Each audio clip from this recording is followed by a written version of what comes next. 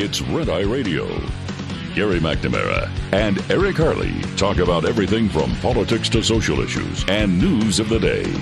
Whether you're up late or you're just starting your day, welcome to the show. From the Uniden America Studios, this is Red Eye Radio. Hello and welcome. He is Gary McNamara. I'm Eric Harley as we begin a Monday. Gary, how are you? Not bad. Well, does anybody really care? No. If I was good or bad? No. No. No. No. Tell you what a weekend it was, though. Let's hear from ABC's Terry Moran. All right. Just some of the things that happened over the weekend. All right, here we go. Okay. All in all, it was quite a press conference and one that will probably rattle the markets a bit. And that's where Biden said that he has the authority to use the 14th Amendment, which is completely, I mean, we'll get into the specifics of it, but it's the most bizarre thing that you can possibly ever imagine if he did something like that. Yeah, it would absolutely rattle the markets because the markets would know that, and already know, that he doesn't have the authority to do that. Well, the 14th Amendment talks about the debt that's that is accrued by the United States. Mm-hmm. With the approval by law, which law comes from Congress, right? That the debt is legitimate, which means you have to pay it off. You can't just write it off. Right. Well, to give you an example, when Trump said back in early 2016, we can pay pennies on the dollar, and what are they going to do if we don't? It was like complete not understanding of how the federal debt worked at that point. Mm-hmm. He was completely clueless because you can't do it. You have to pay the interest on the debt by the ultimate law, which is the Constitution. Right. And so but the debt has to be legit, which means the debt comes from raising the debt ceiling, increasing like you increase your credit card debt, boom. There's still a contract that you must, pay that off. Mm-hmm. The contract with the Constitution is the fact that the debt is legitimate and needs to be paid off, which means the interest must be paid. But if the president came in, I don't even know how he would issue bonds, because that debt at that moment that the president issues and the president raises a debt ceiling, it means it's not legitimate debt. Right. Who's going to buy those bonds? It would send the markets into a complete tizzy if he did it. So, I mean, that's just ridiculous. And the other thing is, too, the fact we're not going to default. Because of the 14th Amendment, you have to pay the interest. Mm-hmm. The only way you default is if you don't pay the interest on the debt. Right. You got to pay off the bonds. Yep. And you have to pay 100% off on Treasury bills. And the process is, if we were to stop paying on the interest on the debt, the first thing we do is foreclose on the White House. Sorry, you're not impeached. You're evicted. Yeah, you just got to get out. I like that. You're not impeached. You're evicted. That's right. And then Biden imposes an eviction moratorium. We're on the same wavelength completely. Yeah, but listen, we don't know about moratoriums. We were just sent here from those other people. Now I'm going to cancel all the country's debts. Uh-huh. And also, effective immediately, everybody can fly. Oh, yeah, it's the whole gravity thing. Yeah. That we talked about on why not? On Friday, right. We all have superhero strength. The debt is wiped out. Anything else that I missed? Everybody gets $1 trillion in their bank account starting tomorrow. So you've got to pay off the interest. So you don't default. By law, you can't default. If the president said we don't pay the interest, but we keep all of the regular spending, he would be in violation of the Constitution. Yes. You have to pay off the interest. You would have to cut programs if you did it. You cannot, by the 14th Amendment, do it. And the amazing thing is the number of Democrats saying, use the 14th Amendment. If you ever wanted to understand, as we've talked about before, that the Democrats do not give a damn about the Constitution of the United States or law, this is a perfect example. over the weekend of Democrats talking about the fact that the president can use the 14th, amendment. And the fact is, well, we'd go into default. Well, neither is true. You can't by the Constitution. But talk about perverting the Constitution. You don't hear Democrats. Well, Democrats privately will tell you, no, he really can't do it. Right. But publicly, they're either quiet on it or you've was it Tlaib out there? Oh, yeah, we can do it. We can do it. Well, we know you don't care about the Constitution. Yeah. And we also know you're clueless about the Constitution. Because if why actually learn about the Constitution if you don't care about it? And so these are the talking points. And the other thing was brought up, which I thought was an interesting, I forgot where I saw it, but it was one of those days again. There's just so many topics where, what I was looking at Friday that went, oh, wow, that's really interesting, is so long ago. Yeah. Things move so quickly. But what was it? Oh, I forgot now. Just popped out of my head.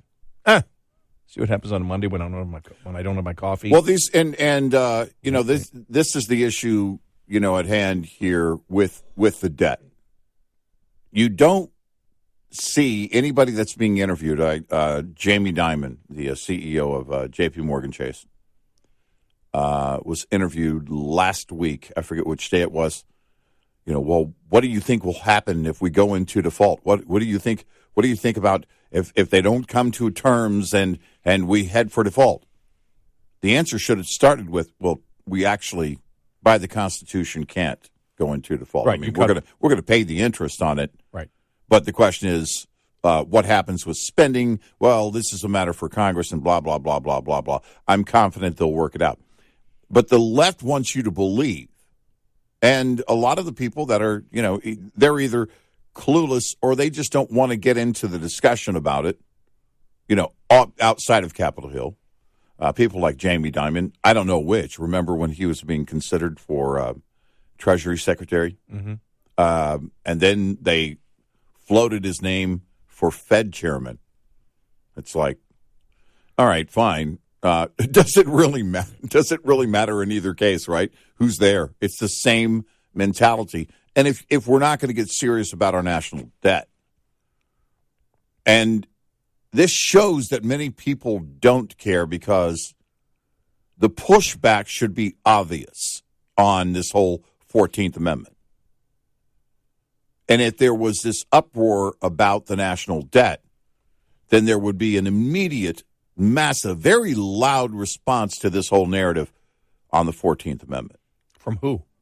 From people who cared, but they don't. I mean, you mean members of Congress? Because no, I'm talking about the rank and file. The public? Yeah.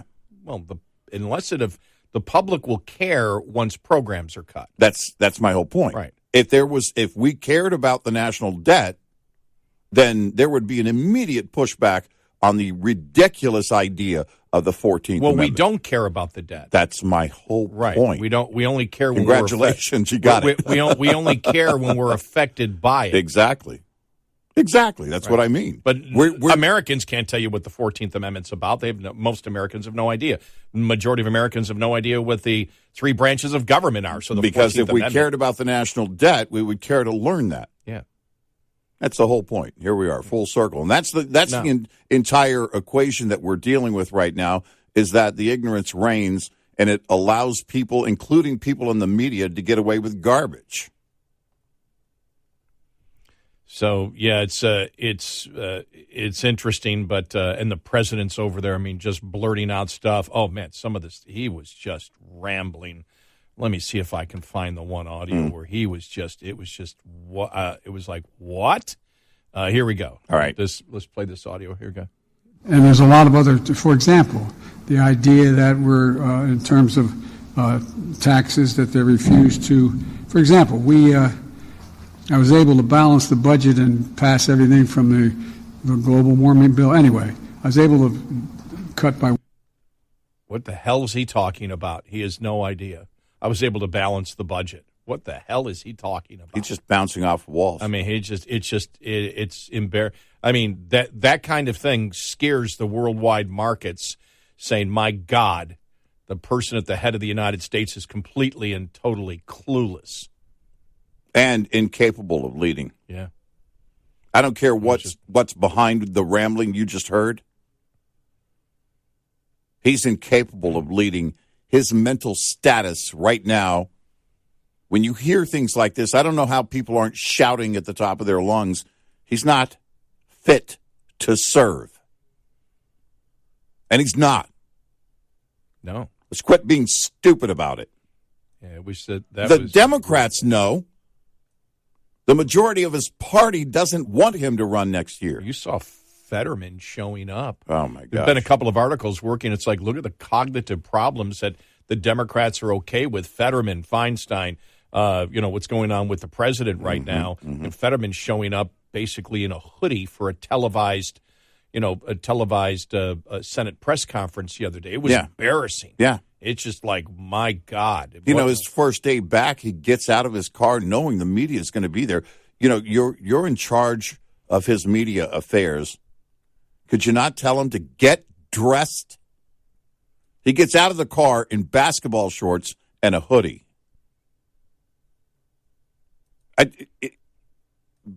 But nobody cares. And that's one of the top stories out there. The one thing that got to me over the weekend was I can't believe that this was a bigger story, and we'll get to it here in just a moment. But here's the headline. I can't believe this wasn't the number one story over the weekend. This is something that used to drive Americans absolutely crazy. This story came out on Friday, and it died. And when I saw it, I go, that's the number one story right there. The FBI improperly used warrantless search powers more than 278,000 times in 2021, FISA court filing reveals. This is the FISA court going back to the FBI. This isn't Democrats or Republicans. This is the FISA court. Yeah. 278. This was just the improper use of warrantless search powers. 278,000 times in 1 year. Yeah. And this was the FBI improperly used warrantless search powers against U.S. citizens more than 278,000 times. Christopher Wray's made it clear. Here's a statement. Christopher Wray has made it clear, Director Wray has made it clear, these errors described in the Foreign Intelligence Surveillance Court opinion are completely unacceptable. 278,000 times. Christopher Wray, because nobody else will say it, should be fired. And this filing happened in April of last year. It was just unsealed on Friday. Yep.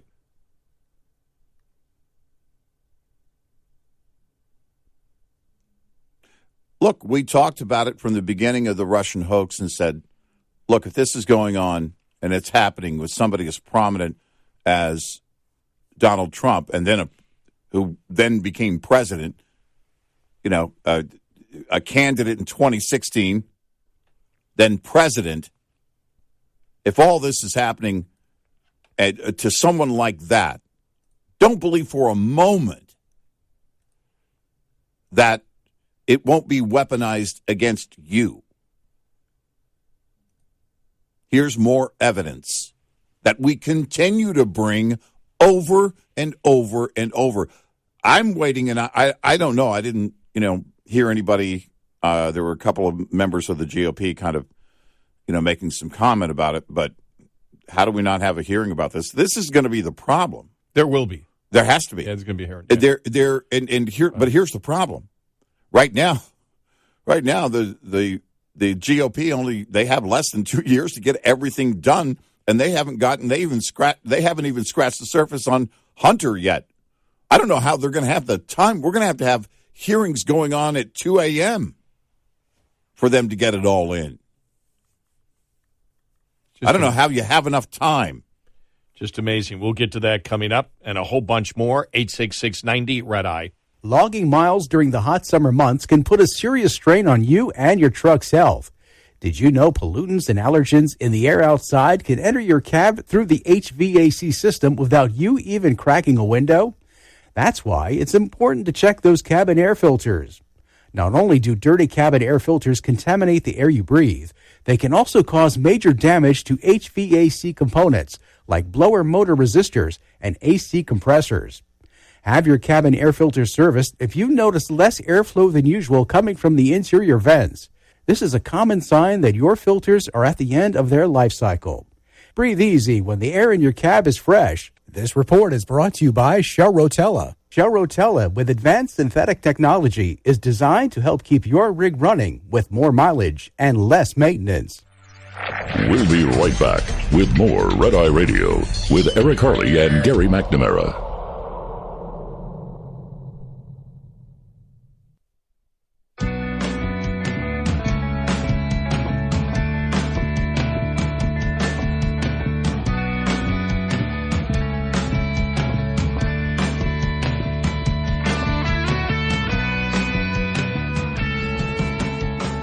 It's Red Eye Radio. He's Eric Harley, and I'm Gary McNamara. Okay, a couple of more audio cuts here. I want to play this from Chuck Todd, just to show you. I mean, even though earlier he downplayed on Meet the Press, the Durham report, and then ends up with this conclusion. Look, trust in the FBI is eroding left and right. Feels like we're in the moment that we need a real church committee, that this is a moment like when the J. Edgar Hoover FBI clearly was no longer helping the American people. There was a moment. This feels like we might be in one of those moments. You know why? Because some on the left are saying, my God, what if it ever goes the other way?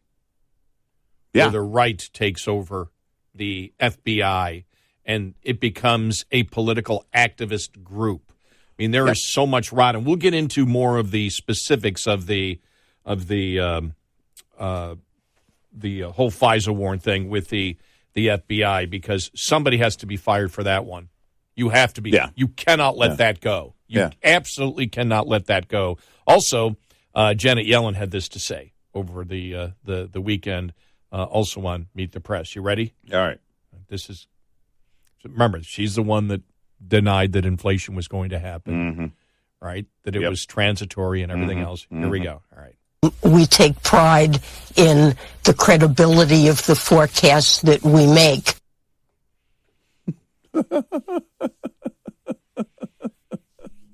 Well, okay. I need her to clarify the definition of some words in that very short statement. Credibility? Well, no. Number one, we'll just start at the beginning. Define we. Number two, define take. Number three, define pride. I mean, we're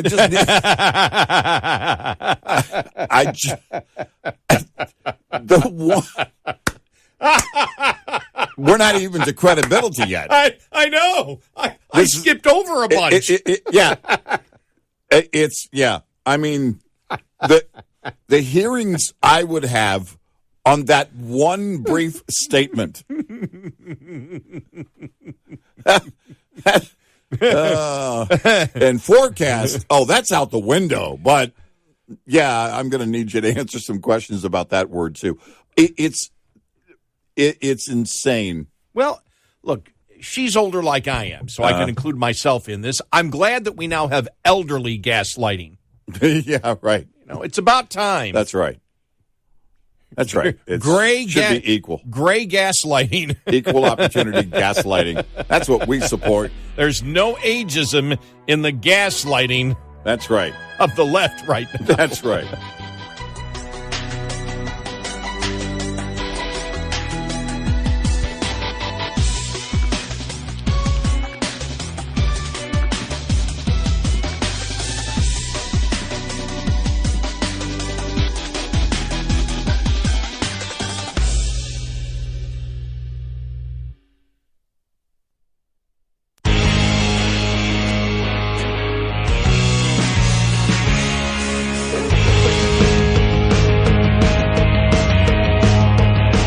From studios deep within the United States of America, Red Eye Radio.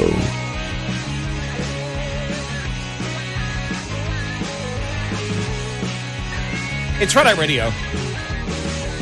He's Eric Hurley, and I'm Gary McNamara. As we told you, one of the problems is there's so much to talk about, and we'll get to everything here. We teased you on all the different, major topics of the day, but then there are just some topics that are out there which we just have to bring up because things are so bad, the only thing you can do is laugh.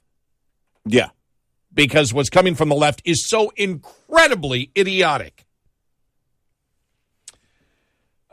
Conservatives on social media ridiculed New York City Mayor Eric Adams' new proposal to combat shoplifting and crime at retail stores throughout the city. Uh-huh. Now, this is besides what's happening right now to cut back on shoplifting, which is closing the store and leaving forever. Yes. The Democrat mayor's plan laid out in bullet point format during a local broadcast included providing de-escalation training for retail employees, which means don't bother the criminal. And I am not making this up. Putting kiosks in every store that connect would-be thieves to social services. You know how they have the little screens in some of the stores? So what happens is it'll have an advertisement on it until someone walks onto the aisle, and then the live video stream from their security camera comes up, and it's you. Right? Like, I just want the shampoo.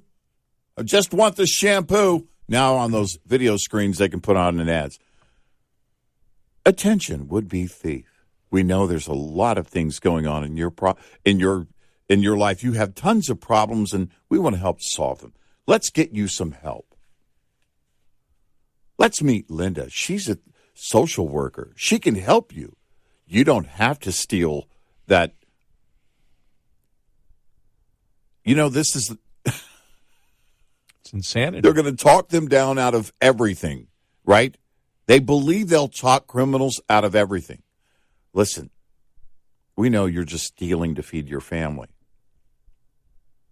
They're stealing because they're getting away with it, and they're making a lot of money doing it. Mm-hmm. It's organized. It's heavily organized. Well, and that's the thing, too, the organization involved in some of the major shoplifting incidents that we've talked about, the ones in San Francisco, even in New York, where they say, no, this is now that we have said, for example, we're not going to actually prosecute if you steal under $700 or $800. Mm-hmm. Well, then you have just told organized crime that, look, you can go and you can get 100 people. Yep. And every day you can go out and you can steal $800. Mm-hmm. And you can run through a store and then run out. Yep. And shoplift. Right. And now it becomes organized crime. And an $800 or $700 amount by one person may not seem like a lot of cash. Right. You saw Target had come out again. Yep. Target's come out again and said we're getting killed by shoplifting. And that tells me that they're already in the mode of responding by shutting down stores, quite possibly, yes. Because that's exactly what we heard from the CEO of Walmart just months before they started shutting down stores. Now, the CEO of Walmart then was pretty specific about, well, we're losing money at these certain stores, and if those stores continue to lose money, we're just going to have to close them, and they did. And that's the only thing you can do. You can't sit there and keep your doors open and watch all of your merchandise go out the door and nothing be done about it. I think one of the points made by a small business in Portland was very important. because they said in the interview, they posted a sign saying, we can't stay here anymore. We're closing our doors. And because we're losing too much money. And when the media followed up on that story, the store owner said, and this is a small store, look, we file the insurance claim. But after a couple of insurance claims, our insurance companies come back and say, well, that's on you. Because they're not going to, the insurance companies that insure that for any of these companies, big and small, they're not going to sit there and take the hit every time either. No. Because they sorry, that's the law in our town. Well, then you need to move. Yeah, because we're not going to cover you for this.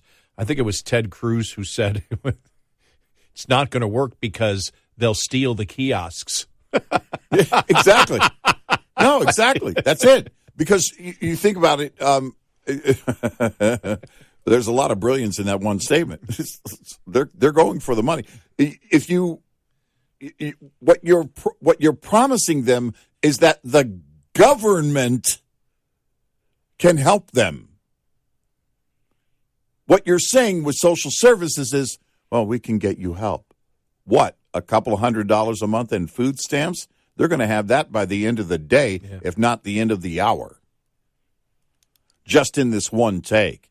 Do you understand what they're doing? Do you understand the incentive for them now? It is unlimited.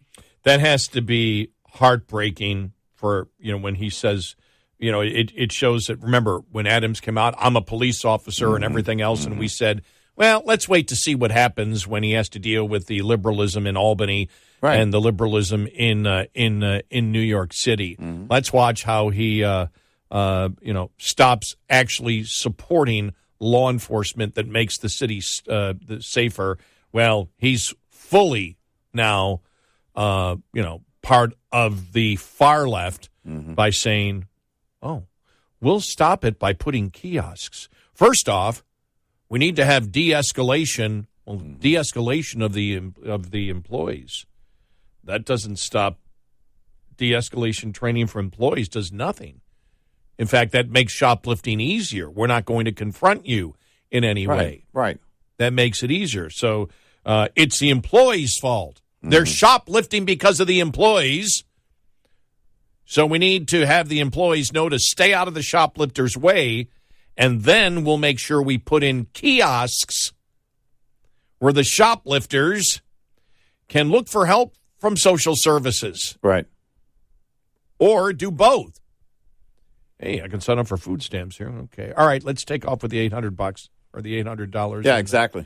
In merchandise. You're not going to pursue them. They're not a criminal. They can go apply for the social services too. Right. So you're spending money on the publicity of it all, the getting the word out, the training for employees, which is likely already going on by the private sector already. Stay out of their way.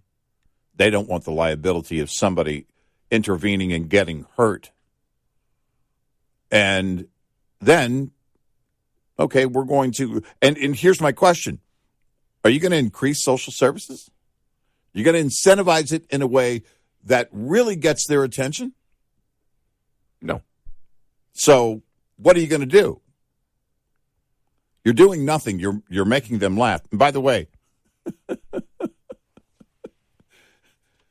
the smash and grab type approach happens, from vehicle back to the vehicle, maybe 2 minutes. Hey, man, what took you so long? Sorry, I had to stop and listen to a kiosk. They made some great points. Said nobody ever that is that kind of thief. Who was it on the left that was talking about the subway case, the chokehold case? Wasn't Biden? Somebody in the left last week stating that, if we had mental health officials there, that would have stopped it. They were advocating it was Nadler. Nadler was saying it. Yeah. Gerald Nadler. Yeah. Because we spent more on on social, and if we would have spent more on social services and had mental health experts there, that chokehold incident may have never happened. Mm-hmm. It's just like the Republicans are shaking their heads going, what the hell are you talking about? Right. What in the world are you talking about? Right. It's just. Right. I mean, they do believe people can be talked out of things, that any situation can be, and it might be the case that a few situations can be de-escalated through conversation. It's extremely rare. When we talk about very dangerous situations. Mm-hmm. The cops do it. Yeah, it happens. Thinking that is your answer and that's going to be your solution is ludicrous. Without the police. Right. Without the, Yeah, because that's the idea, is that, well, see, we don't need to be spending more on armed police officers. We need to be spending more on social services. Well, I wonder which, by the way, is them taking advantage of every single crisis, this crisis that they created in order to be able to spend more money. Yeah, I just wonder if the attempt by the Democrats, which they attempted over the last couple of weeks, which we brought to you, to accuse the Republicans of wanting to defund the police because they're looking at the FBI saying, we need to clean out this rot, and if we can't clean out this rot, then we have to go after their financing because this can't continue. Mm-hmm. The executive branch has to respond, and then when you see the 278,000 warrantless search violations in 1 year by the Biden administration, you sit there and go, this rot, and the rot isn't clearing. The rot is still there.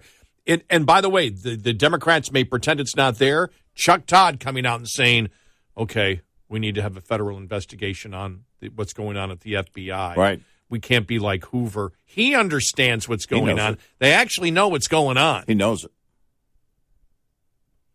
And so they're trying to make the case, well, since you wanted to fund the FBI, you wanted to fund law enforcement. We don't. Mm-hmm. Well, number one, the FBI is not local police. Right. The FBI's job description is completely different from local police, who answer every call that comes in to 911. The FBI is primarily an investigative task force. They investigate federal crimes. They don't patrol the streets. Right. There's a huge difference, and federal law enforcement and the power that they have and have been given, whether it's warrantless wire searches or whatever, to get into people's lives is way over. The ability of what they can do is way over what local police have to go through to do the same thing. Local police can't get a warrantless, wiretap. Right. They can't do. It's completely a different level thing, but they're trying to compare it as the same thing. And again, we're talking about one organization under one leadership, not tens of thousands of police departments across the country, and stereotyping them into the whole point that the Democrats were, that all of them are systemically racist. Right. Yeah, I don't believe for a minute that all of the agents at the FBI have this kind of political motivation or whatever is behind this latest development. No, this is definitely management, because that's who has to sign off on all this. Yep. And the rot is definitely at the top. 866-90 Red Eye. Coming up, more with Gary McNamara and Eric Harley. It's Red Eye Radio.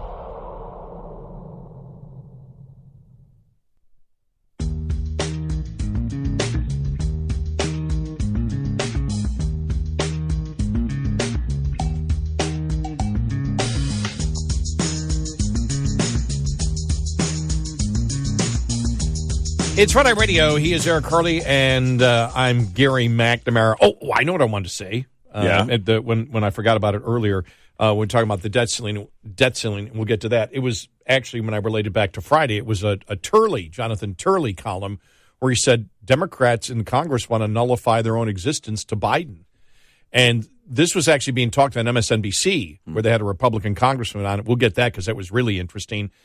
And the Republican congressman said, well, the president wants to raise taxes, and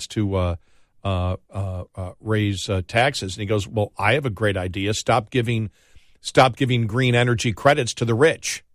It's like she had no comment on that one, but he kept saying, he goes, it's the Senate's job to do it. The Senate is supposed to come up with a plan, and then we take it to conference. Then the president passes it. It's not supposed to be the president negotiating with the House and the Senate completely out of it. That's not how the system works. The system works where the Republicans were in the House. We came up with a plan. Democrats should come up with a plan in the Senate. They've all gone home. They're home. Right. And the president's in Japan, and we're sitting here waiting to negotiate. Nobody's here. Right. No, we kind of touched on that last week. The ball was in their court. But it's like they're nullifying their own existence. They're saying, we as Congress don't matter in making law. We'll just give it to the executive branch. Right.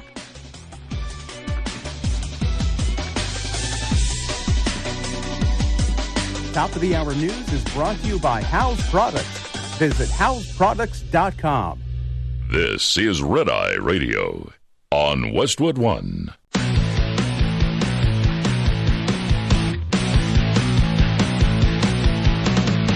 Now, it's Red Eye Radio. Gary McNamara and Eric Harley talk about everything from politics to social issues and news of the day. Whether you're up late or you're just starting your day, welcome to the show. From the Uniden America Studios, this is Red Eye Radio. All across the USA and around this entire planet. He's Eric over there. I'm Gary over here. We're just hanging out. Where do I get a Michael Block T-shirt? You know, there are some. Anything? There are some things in sports that happen that are just, they're just so feel good. Yeah. And that happened at. I get to talk golf, and you started golf. That happened at the PGA Championship. Michael Block is a club pro. Right. Okay. He's a teacher. Mm-hmm. He's what they call a PGA professional. Yeah. Now the PGA is different. The PGA golf. This is not a PGA event. It's a PGA of America event, and they're different. PGA is what runs the golf tour. PGA of America is the golfing industry and the club pros and everything else. Yeah. And that's what the PGA Championship is about. So 20 club pros, and these are PGA professionals. They can, and that work at clubs that give you lessons. They can qualify for it, but nobody hardly ever makes the cut. Well, he made the cut. Now, what do they have to do during the year to qualify? I think they play in a tournament. I think there's a tournament, a number of tournaments that they play in order to get to. All right. And so he was in 10th place, like 6 strokes off the lead, and by the end of the third round, he was playing with Rory McIlroy, which in the press conference, I mean, it got me to watch. I haven't watched a lot of sports this year at all, and it got me to watch the third round, and that was great. But afterwards, when he did the press conference, he's 47 years old, but he's a club pro. He talked about it. He says, my job. He goes, I love my job. He said, I knew no matter what, I was going to be in the golf industry. I love golf that much. Right. And he said, it's a lot different, doing this. He said, because job as a club pro, you're giving lessons. People come up and complain about the hamburger. Yeah, right. Whatever, because that's what or what's going on with the greens, or why didn't you cut the grass, or the greens are too. So you're getting all of that stuff, and the next thing you know, you're in the the PGA Championship, and so I think it's 14th or 15th hole. He gets up there, he hits a hole in one. But this isn't just a hole in one. It's a slam dunk hole in one. It never hit the green. It went right in the hole. Right in the hole. And the place went bonkers. And he didn't. I mean, there was just such joy when you realize he still, for about a minute, he was questioning. He couldn't see whether, when he's like, did it go in? They're going, yeah. And he goes, no, it didn't go in. Yeah, it went in. And he's walking down the fairway. Yeah. And finally he looks. The crowd is going crazy. And he's looking, and he's just like, and he turns to the crowd like, did it go in? Did it go in? And they start cheering. And at that point he realized it. And it was just such a great moment. I mean, there are a few moments where you're just like, whoa.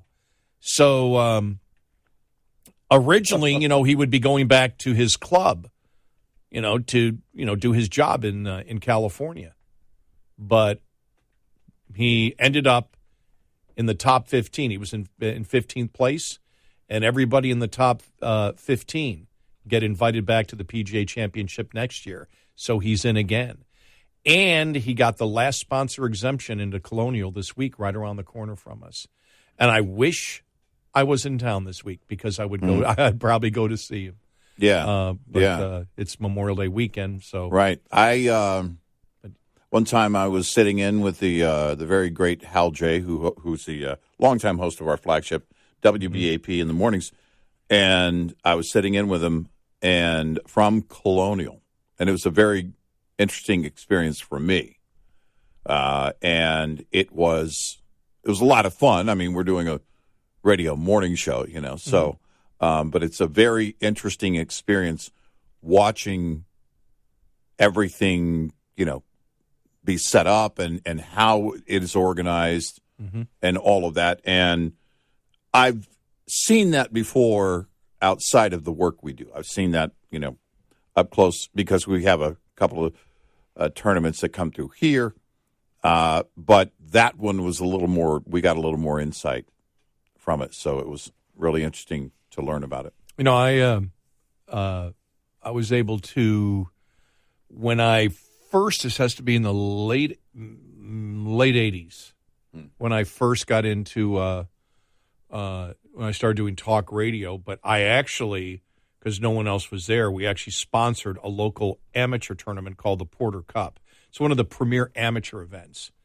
So I got to see, the first golf I ever really watched was John Cook, who just retired from the Seniors Tour. He's on the Golf Channel all the time. I saw him win there. Saw Nathaniel Crosby win the Porter Cup, Bing Crosby's son. And then he went on to win the U.S. Amateur after that. I saw Phil Mickelson win as a college student at the Porter Cup. So, but it was interesting to see them, and then all these, I covered it for like 5 or 6 years, and then, I moved on to other stuff, but I asked to cover it. Can I cover it? It's like, all right, nobody else wants to cover the dang golf tournament. Gary will. It's like, I'm sacrificing for the radio station. But yesterday was just, there are such few moments when you can sit there and just feel really good. And the funny thing is, when yesterday they told him, they said, if you finish 10th place, you could win maybe. And he just took his hands and put his fingers in his ears. I don't want to hear. I don't want to hear. I don't want to hear. I don't want to hear. I don't know how much I don't know what he made, but it probably was between $200,000 and $400,000. Wow. Because he's a club pro, so he can take it. Yeah. And he had won the Club Pro Championship back in 2014. That was his biggest check ever, $75,000. And then he had won. Now remember, he's from California, so after taxes, that was $4. And then he also, I think he won another tournament, $4,500. But so he's. I'll have to check to see how much he made. But he didn't want to hear. He didn't want to know how much he could make. He goes, I don't want to hear it. I don't want to hear it. I don't want to hear it. Yeah, you just focus on the game and all that. Let that happen later. Whatever's going to happen. But one of the great things is it appeared on YouTube was the club. Back where he belongs. When he hit the hole in one. Yeah. Oh, they were watching. It was. It looked like it was. Looked like it was like maybe an outdoor place in there because it seemed like there were hundreds upon hundreds. Maybe even 1,000 people in this place, and they were going crazy. I mean, they were just because they know him as the guy that they see out at the golf course all the time. They take lessons from and whatever. Yeah. So apparently, during the par 3 contest at the Masters, Scotty Scheffler they call this an ace, a slam dunk hole in one is apparently called an ace. Yeah. And that was back in April, but it was during the par 3 contest. Yeah, that's exhibition. Yeah, right. And There are, I'm searching here for how many there are. Now, YouTube has a video of, all the best slam dunks in golf. But I, haven't gone through the video yet. Yeah. But I'd like to know how many on record. It is very few, I'm sure. He earned 3. I'm sorry, no, that isn't it. I'm trying to see how much he actually made at the.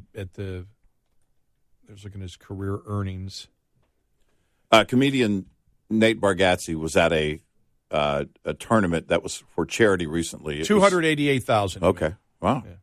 Yeah. Nate Bargatze was at Justin Timberlake's charity golf event in Vegas not too long ago, and the hole-in-one hole that they had set up, the prize was a Lamborghini.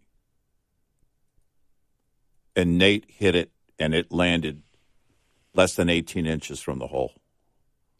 He said they were watching it. He says, "Oh my gosh, I'm going to be driving a Lamborghini home," but he didn't get it. But yeah, I mean, that's to watch that ball go straight in. It looks, because from the perspective that you're looking at it with today's deep fake world on videos, it looks like a deep fake. It looks like it's been edited. It doesn't even look real at all.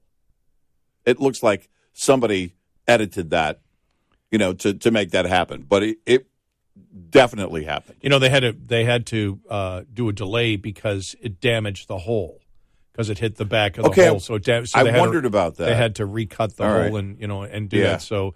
And it's like you have to. They told him you may have to wait a little bit. He goes, "I'm okay with that." Yeah, right. Before he can move on to the next hole. Yeah, because Rory McIlroy still had to, putt his out, and the hole was damaged. And so, but there was for some reason a YouTube short came up in my algorithm not too long ago of someone who was a greenskeeper recutting a hole. And he showed the process. Of course, they edited everything down to 30 seconds, and he showed the process, and it happens pretty quickly. But to the normal eye, you'd never know the difference. But my 2 hole-in-ones were not slam dunk. Got to work on that. Yeah, mine. One bounced twice and went in, like on the fly. It didn't roll in it. Went 1, 2, and then jumped right in the hole. Yeah, okay. The other one rolled all the way across the green. Yeah. Because the pin was on the right-hand side, and it was a very wide green. It probably rolled, 150 feet all the way across. And you could see it rolling across because the green was downhill and all the way across and right into the hole. All right, so now you got to dissect his swing, right? I would think everywhere they're looking at every camera angle they can get to slow it down and just watch his entire movement for that swing and the way that the club hits the ball. Look, you're never going to – not that it won't happen again. It will happen again. But the point is that you can't really train for that.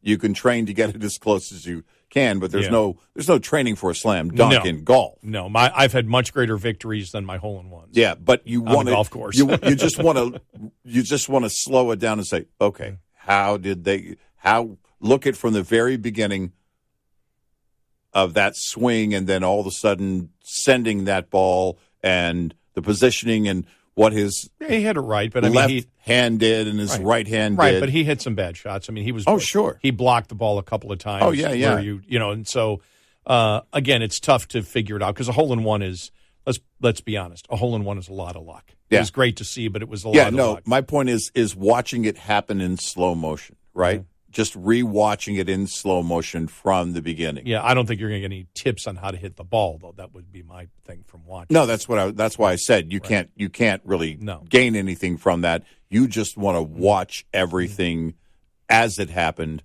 in slow motion. Because if you're watching it live, obviously you're not watching it that way. Yeah. And I bet somebody's already slowed it down. Now, see, my first hole-in-one story that wasn't a hole-in-one is a better story. Mm-hmm. We were right after college. Yeah. We went to a par 3 golf course. I'm sorry, Gary. It's time for a break. No, I'm just joking. No, because you'll like it. This is my favorite. This is my favorite hole-in-one story that wasn't a hole-in-one. Because I actually have 2 times that happened. Right. And this time I'm, sitting there and I will say this: we had a couple of beers. Yeah. On the course. Define couple. I can't remember. It was a long time ago. And so we get up there, and so there's a lot of the holes are close together because it's a par 3 course. They're all 100, they're all 100 to probably 150 yards. That's all. Mm-hmm. So you see greens. So I get up there, and all right, let's hit the ball. Bounces on the green, rolls in the hole. Mm-hmm. I'm jumping up and down. My buddy Jerry, who I will see this week, who witnessed it, and we will talk about it again. Yeah, said, "Dude, you shot at the wrong hole." I had a hole-in-one on the wrong hole. That was my first hole-in-none. Hole-in-none. And then the other one that didn't count, it was the club I used to belong to, and it was probably about a 175-yard hole and all water in front of it. First ball in the water. I didn't want to go where you're supposed to hit it a second time. I just hit another one. That's 2 strokes. I hit another one. That went in the water. That's 4 strokes. I'm so frustrated. I'm like, I've got to hit the green. I'm not going to go to the place where you're supposed to hit it after you go in the water. Not going to do that. Hit it. It rolls up, then rolls over the hill. You can see the flag, but it disappears. I get to the green. I don't see it. I'm furious because I think it's gone right past and over the green. And my buddy looks, he goes, it's in the hole. So I had a hole in 5. My final score was a 5. Yeah. So, yeah. Yeah. All right. So 2 legit hole-in-ones, 2 that didn't count. Yeah. Wide right. No goal. A hole-in-none and a hole-in-5. Yeah. 866-98-RED-I. Surviving and thriving as an owner-operator has just as much to do with managing costs as it does with generating revenue. Like the chief financial officer of any company, you have to be concerned about rising costs, especially without increases in revenue. Trying to reduce costs, let alone make sense of them, can be a complicated task. Understanding basic principles of operating costs can save you thousands of dollars a year. A penny saved could be $1,000 earned. Saving just 1 penny per mile over 100,000 miles driven annually will deliver $1,000 to the bottom line at the end of the year. Owner-Operator Business 101 is provided by Shell Rotella. Shell Rotella, with advanced synthetic technology, is designed to help keep your rig running with more mileage and less maintenance. Lines open for your calls. 866-90-RED-I on Red Eye Radio.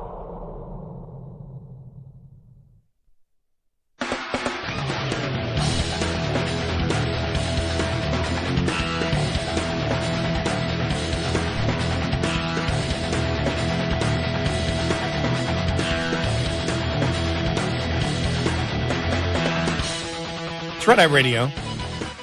He's Eric Carly, and I'm Gary McNamara. Good morning. There's the article that I was looking at earlier. Congressional Democrats beg Biden to nullify their existence. It really is amazing when you look at it. And it's funny how he starts it out Turley here. Roughly 25 years ago, many of us were shocked by the discovery of a home full of bodies of dozens of people laying on bunk beds, wearing jumpsuits and identical black and white sneakers. They were members of the Heaven's Gate cult who, with their leader, drank a lethal mix to gain entry into Heaven's Gate with the passing of the Hale-Bopp comet.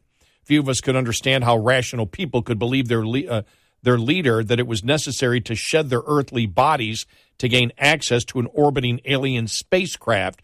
Few would buy such a pitch, but these people did. Some of the men even castrated themselves as a sign of faith.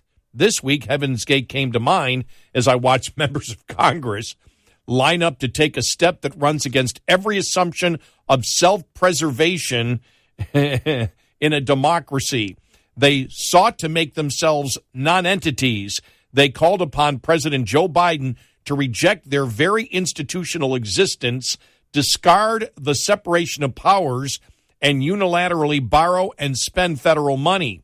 At one event, Senator Bernie Sanders released a letter to Biden on behalf of himself and 9 Democratic senators to urgently request that you prepare to exercise your authority under the 14th Amendment to the Constitution.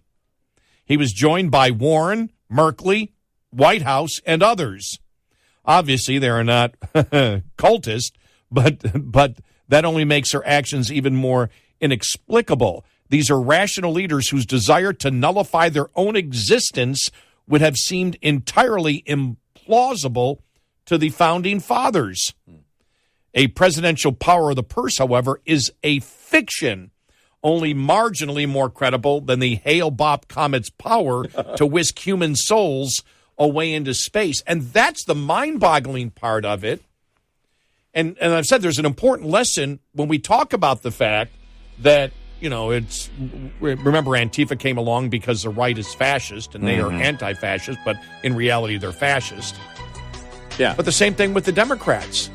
They don't want to live in a republic. They wish to live in a dictatorship as long as the dictatorship does what they want it to do. Exactly.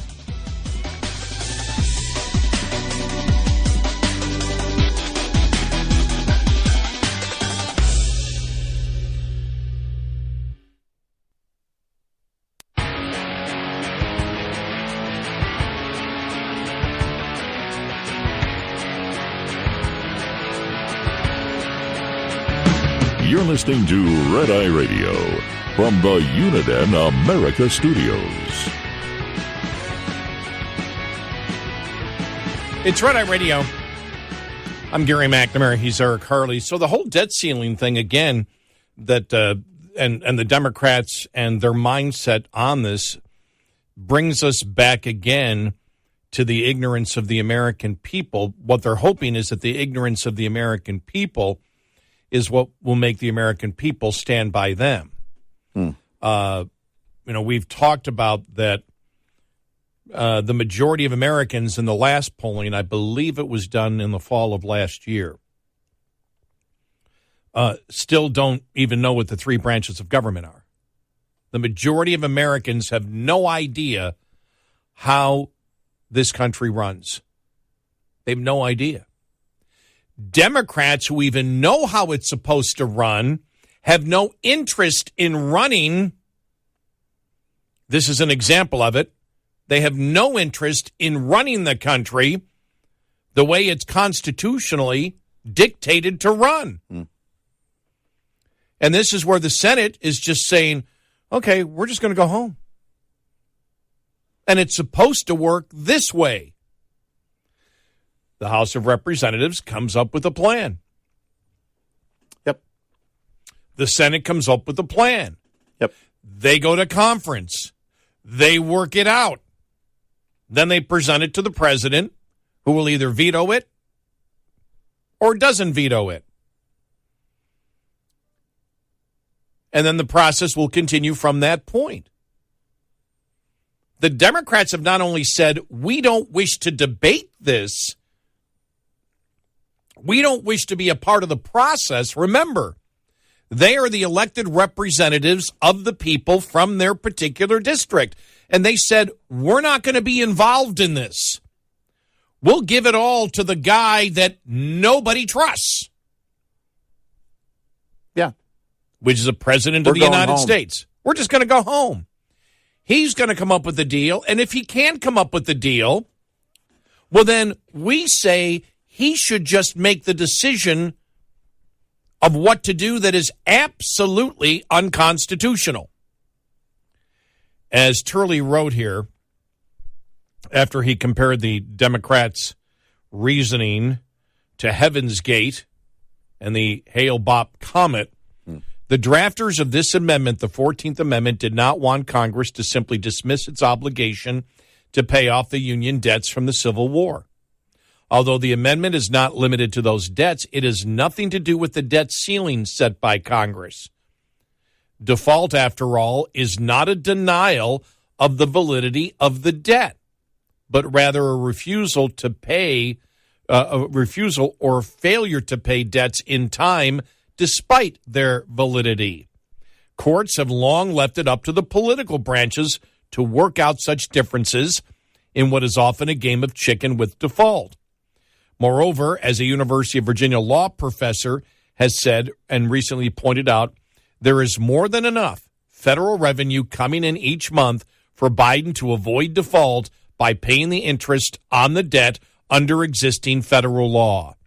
Now, that may cause temporary problems for other spending priorities, acute problems even, but there is zero constitutional crisis here. It hardly rises to the level of a constitutional crisis, Turley writes.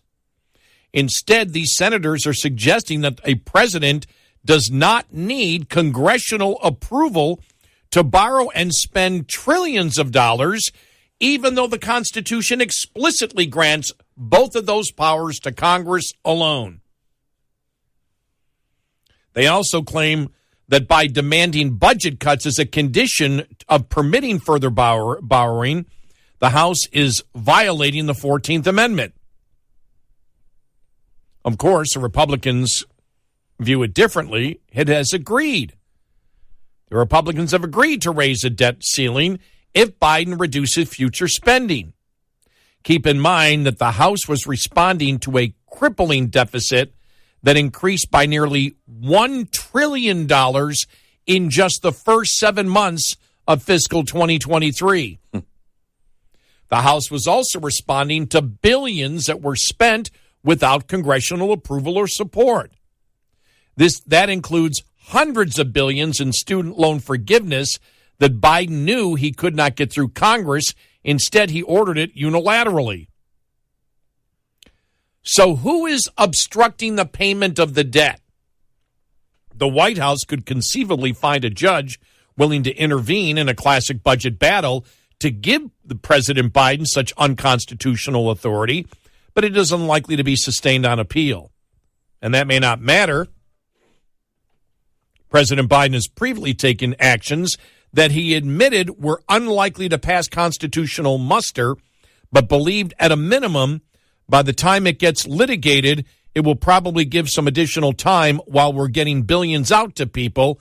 Yes, he said that publicly. Biden is not the first president to disregard legislative authority, but these members of the legislative branch are beseeching their leaders to ignore them and their constitutional authority. Indeed, the most important power given to Congress under Article 1 is the power of the purse. It was the ultimate control over government. Whatever entanglements or commitments a president may seek, he must ultimately get the Congress to go along. And I thought this is a perfect example for anyone that when we say, look, the mindset of the Democrats is not about a democracy. Here is another case of that. They don't wish to do their job. Oh, it's hard. We want to go home. We don't want to be involved in it. We'll give it to the guy who's completely clueless in the executive branch. And we'll say, if you can't come to a deal, well, then just violate the Constitution. Right. You do it. Take away our power as Democrats. Just take it away. We don't want to be involved in any of this. We just want to sit around and have fun. Hey, let's put on a hoodie and hang out. Well, you know, what they're looking to do is to further build this consensus that the executive branch, as long as it's their executive branch, can do anything that they say they can do, that they want to do. You know, we go back to the all the constitutional violations during COVID and over the years. Well, we'll just do it. But the idea now is to build the consensus. So you have Tlaib, all the other Democrats on Capitol Hill. Oh, no. He can definitely do this. Yeah, no. 14th Amendment. No. 14th Amendment. Well, you and the thing is that has been the play with Biden. Because Nancy Pelosi, well, no, we don't believe that he has the power to forgive college loans. He doesn't have the authority to do that. And then all of a sudden it became, oh, well, yeah, what we meant was he definitely has the authority to do that. And so that's what's different here. You know, you go back to the recess appointments for Obama. And I picked that one because that was a 9-0 decision at the Supreme Court. Mm-hmm. Dude, you can't do that. But now it's not just that you do it or talk about doing it at the White House under Biden. It's that you get everybody repeating the talking points. And you're clearly trying to build this, and they believe you're stupid. Now, people are willfully ignorant and don't pay attention to the facts. We believe you're capable of knowing the facts. If you're not willing to learn the facts, and if you're not passionate about the national debt, I don't know what to tell you. But that's the attempt here, is clearly to try and build this. And it's a weird attempt because ultimately this would be defeated. I wondered, I was thinking over the weekend, as you hear more about this and more Democrats talking about, no, 14th Amendment, it clearly states. They always, that word clearly has become one of their fuel for the fire of virtue signaling, right? No, clearly, everybody knows it. Well, but what you just said there is so important because when I first saw this, and Democrats were saying, well, the 14th Amendment allows the president to do this, as if the 14th Amendment stated that the president could do this. Right. Which it doesn't. Right. No, they are, and they're counting on people's ignorance. Yeah, they are. Well, that's, and then you'll have people, morning, Bob, how was your weekend? Well, that national debt thing, that's crazy. But, 14th Amendment. I know. Yeah, well, everybody knows. Yeah, 14th. And for the beginning, you're like, are they, remember when this first came out? I had to go. I did it on the air.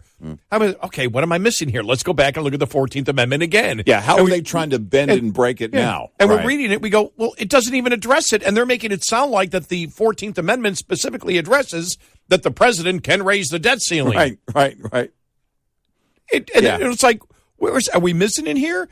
Let's go to another site here. Maybe this is like a Wikipedia site where somebody could actually change what is said in the 14th Amendment. We checked. We couldn't find it anywhere. But it does show, because I'm sick and tired of the Democrats saying that, well, we're for protecting the democracy, where over and over and over again they're willing to violate the Constitution. And the same with the president saying, well, the Republicans don't want a democracy, and we're about protecting the democracy. And almost every single week you can find an example where they are favoring a dictatorship. Yeah.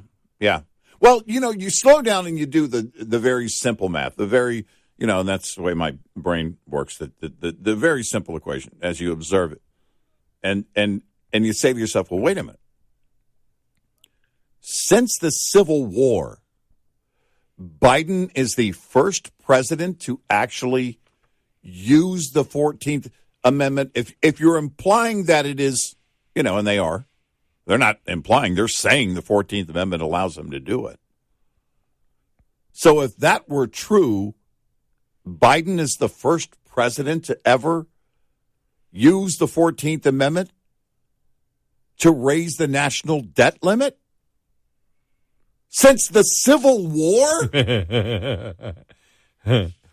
We'll tell you what, the Wall Street Journal had a couple of great sentences here. It basically started out, he's confusing the public and he may be confused himself. You're being very generous there. They know they're lying. But we'll get to the point that they make coming up. 866-90-RED-EYE.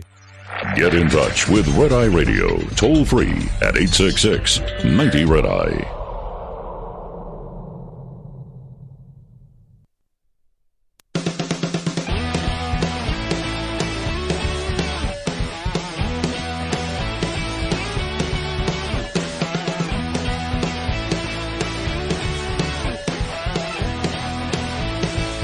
Red Eye Radio.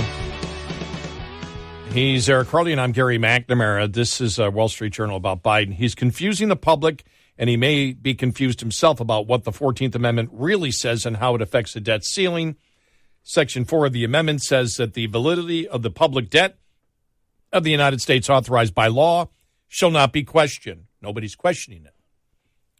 That means the Treasury cannot repudiate debt held by the public as issued in Treasury bonds and notes.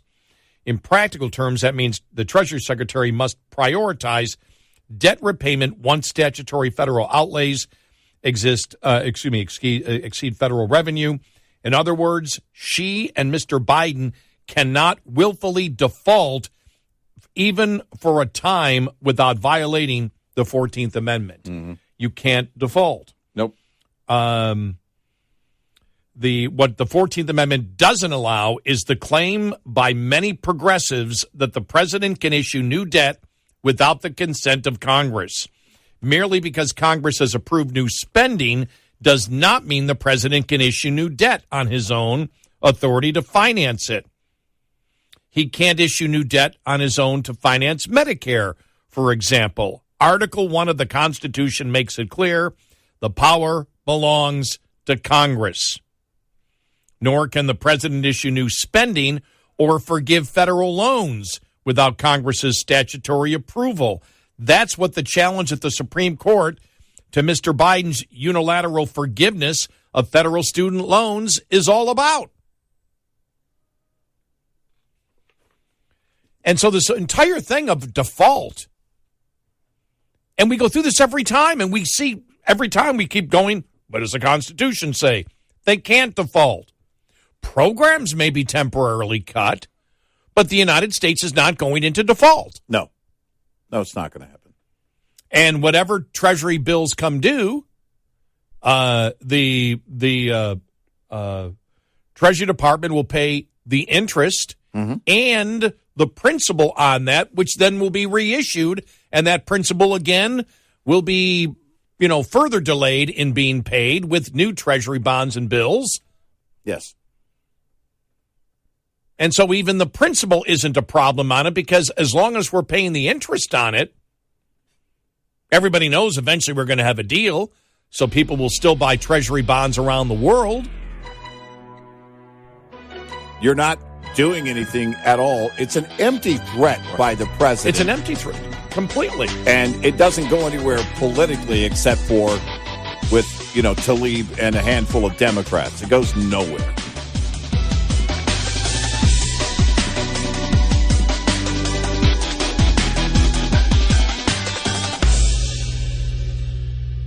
This is Red Eye Radio on Westwood One.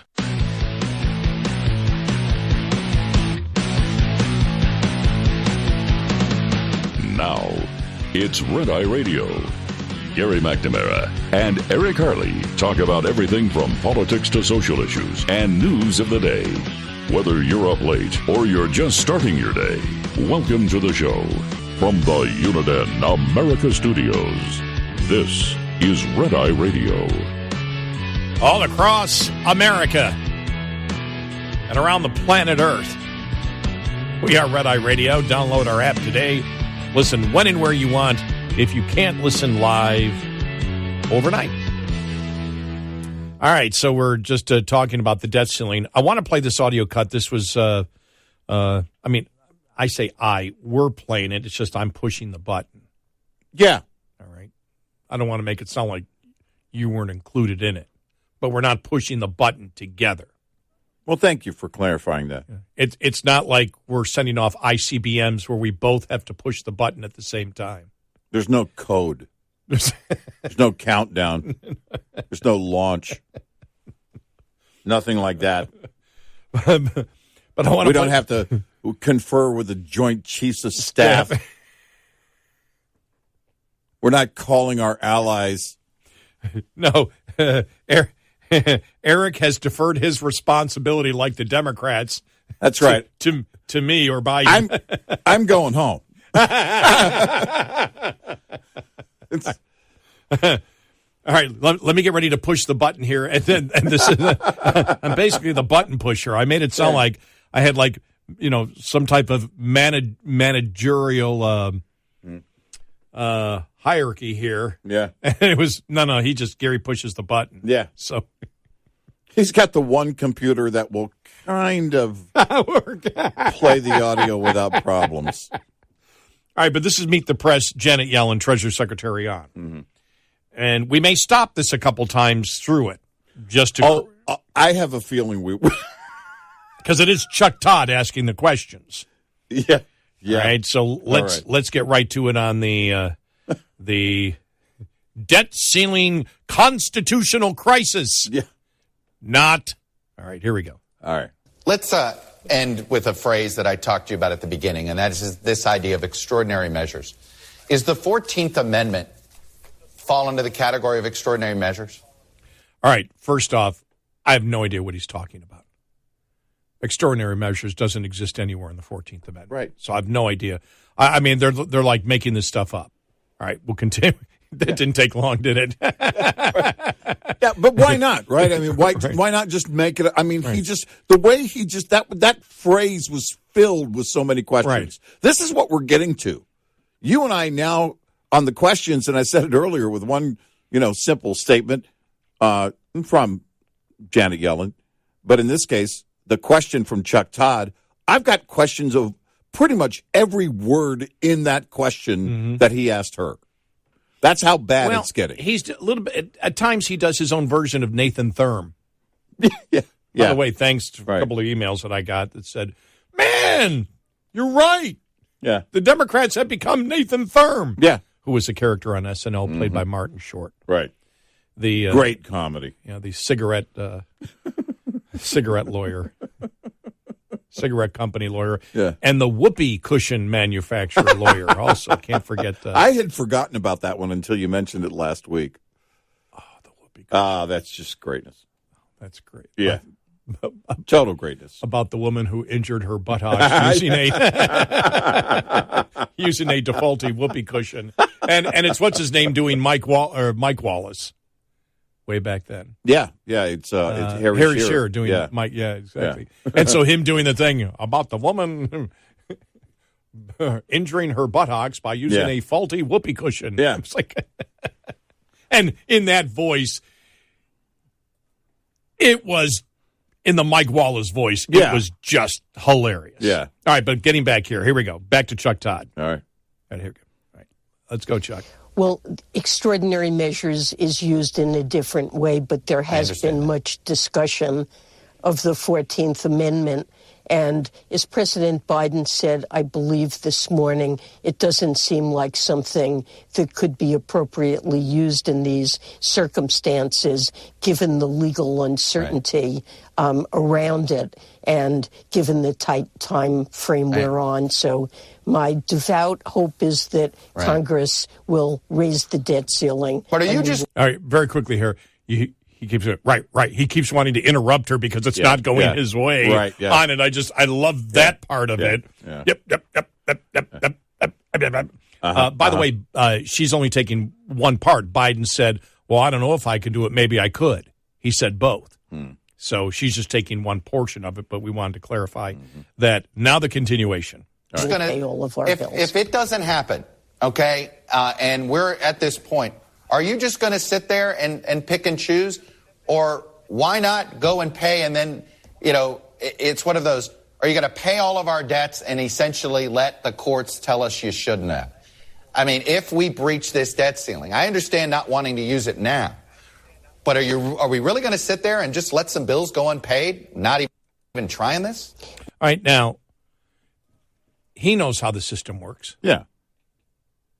And you can see he's rolling his eyes back and forth. I'm sitting there going, he knows he's BSing there. Because we may not be able to, the bills, which is the interest on the debt, and whatever principal comes due, we have to pay, and then you roll it over again to new debt with new interest being paid on it that's extended back out again, whether it's 6 months, a year, 2 years, 10-year Treasury bill, whatever. Right. And so you pay what interest and principal you have. We have plenty of money to do that from the revenue coming into the government. Now, you may have to temporarily cut programs. And so she talks a lot about bills, but then actually gets into the specifics of the actual debt that has to be paid. Here we go. Well, we take the debt ceiling seriously as a constraint on our ability to pay bills that are coming due. And my assumption is that if the debt ceiling isn't raised, there will be hard choices to make about what bills go unpaid. And so there will be bills on what you're saying is if the debt ceiling is not raised, that there's going to be a default on President Biden's watch, even though he doesn't want it. No, she's not saying that. No, she's not. And he knows it. Yeah. There's a difference between defaulting on the interest, because what this is like saying is you've got your credit card, you haven't raised or maybe you've got credit, whatever, you haven't raised the debt ceiling, and so you have to stop spending on stuff currently. For example, you may not get your lawn cut this week, but you're paying the interest on that debt. Right. If you're paying the interest on the debt, you're not defaulting. You may not be able to buy the things that you wanted to buy, that you expected to buy, right, but you're not defaulting. And he purposely, because I know Chuck Todd's not stupid. He understands how it works. Default is not the fact. Default is simply you're not paying the interest on the debt. You're not paying what comes due on Treasury bills. And all Treasury bills don't come due on the same day. Right. They can be spread out decades. Mm-hmm. And so he's purposely being disingenuous on this case. But she does correct it here. Here we go. All right. That you're not going to try any other measures. You'll allow a default on some debt if Congress doesn't raise this debt ceiling. Well, there will be some bill. We have to pay interest in principal on outstanding debt. End of story. Yep. We don't have to go any further. Because she said we may have to make cuts in other places. You know, we want to, fund the military, we want to fund this, but you may have to make cuts. But we're not going to default. And every stinking time this comes up, how many times have I covered this in my almost 34 years of talk radio? Right. And the same inaccurate argument is promoted by the left every single time, year after year, decade after decade. It's the same false argument. Right. It's been a political football for them for a long time. I mean, for decades. And I don't know. I don't know what the end game is here. That's Chuck Todd playing stupid.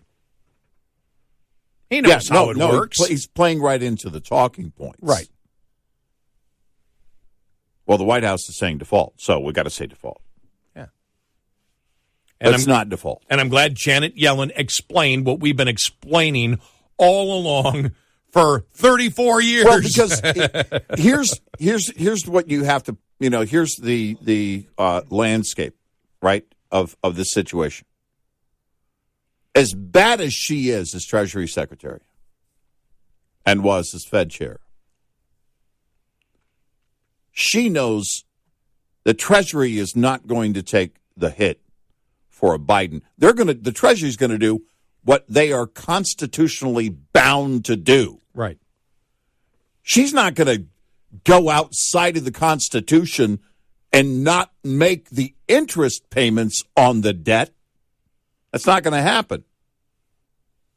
She's not going to take the hit for Biden. She's not going to jump into. Look, there are plenty of things that she would love to take politically and has taken the wrong stance on, and talked about again. What's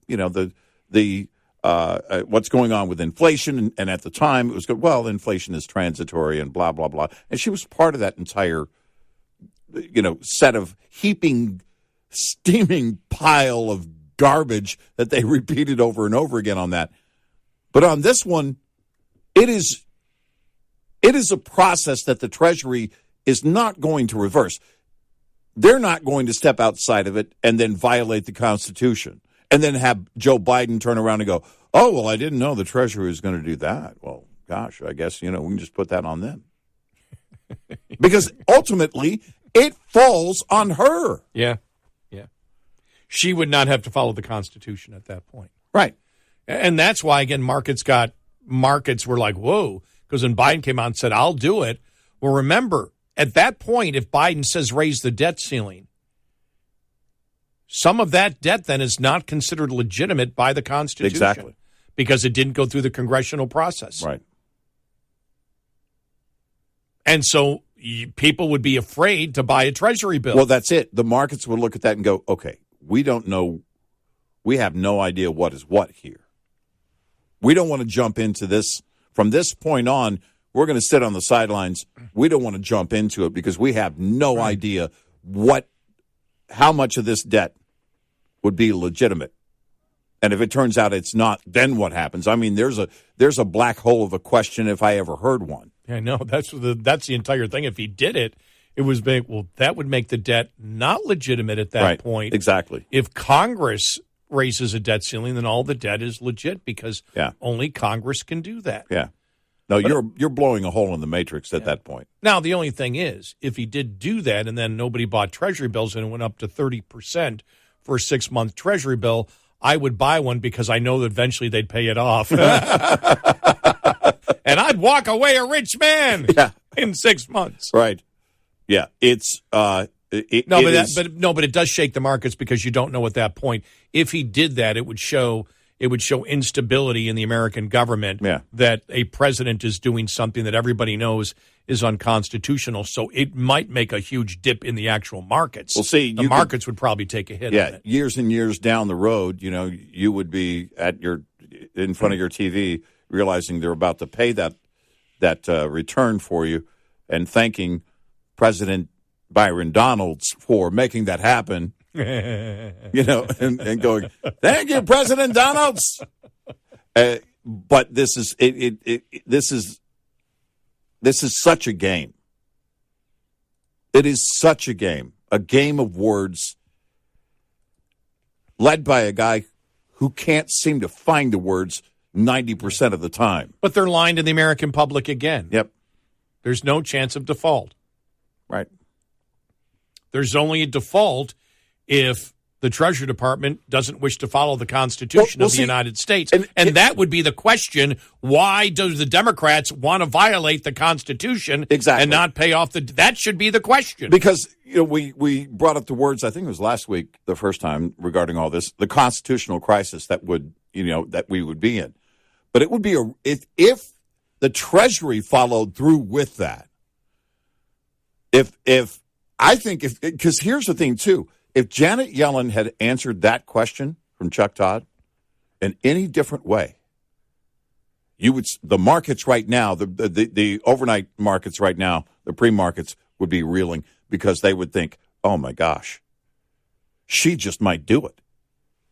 Biden's got her in lockstep, and she just might. Now, she's not going to. She answered the question in the correct way because she's not about to step outside of the Constitution and then ultimately take the hit for all of that and then have Biden walk scot-free on this. Right. It's not going to happen that way, but that would be a true constitutional crisis on multiple levels, and it's not going to happen. And what the Treasury has to do is any notes that come due after let's say default date is June 2nd. Mm-hmm.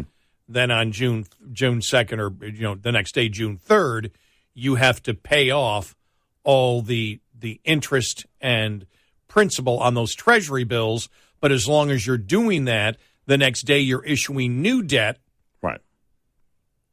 And the principal gets sucked up with the new debt that's bought. On the back end, yes. On the back end. Right. And then new interest starts accruing on that one, which will have to be paid off when those come due. Mm-hmm.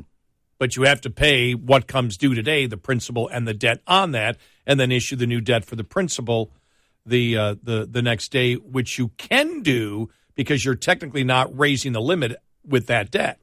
Right. Right. There is no change in that, and the overall amount. Except here's a question: does interest count on the debt?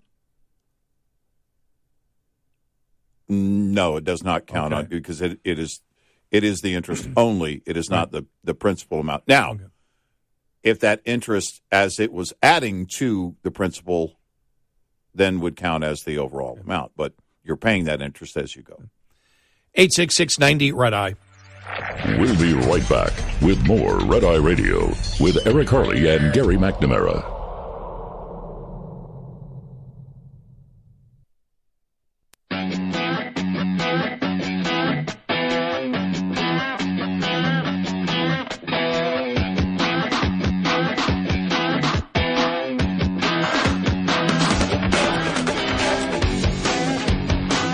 It's Red Eye Radio.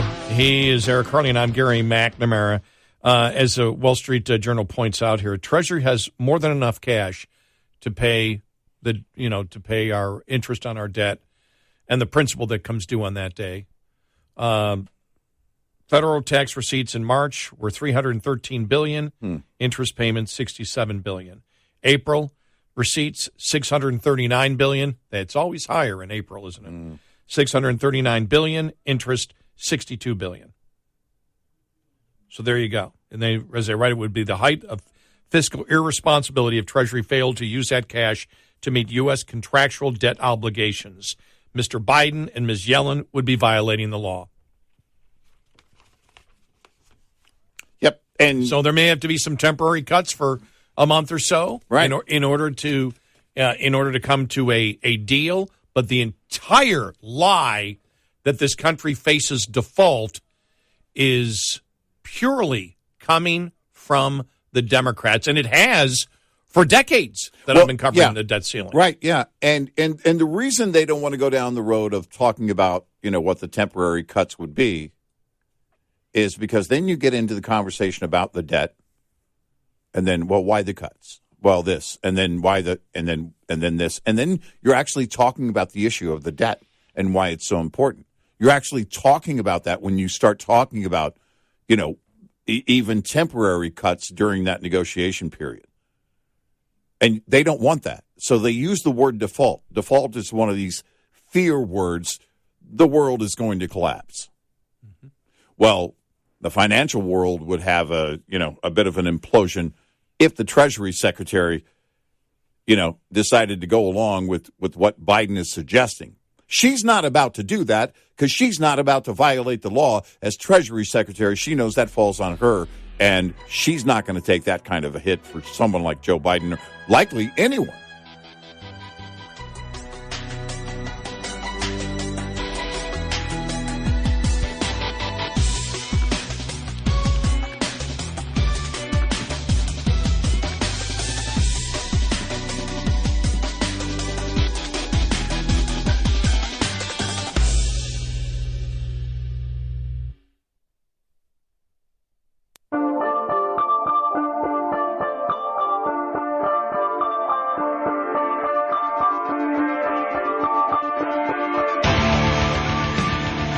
Team of lawyers monitoring this show at all times for your protection.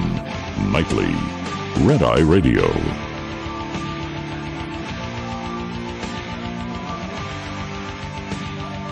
It's Red Eye Radio. He is Eric Harley, and I'm Gary McNamara. Every time I want to move on, and we will, because we got other stuff to talk about, but every time I want to move on from this, I come up with another audio cut, and this one is this week, ABC and Martha Raddatz. Yeah. And she's on with Representative, Jody Arrington of Texas. And Mr. Arrington, gives the right answer, but he gives the political answer and not the technical answer.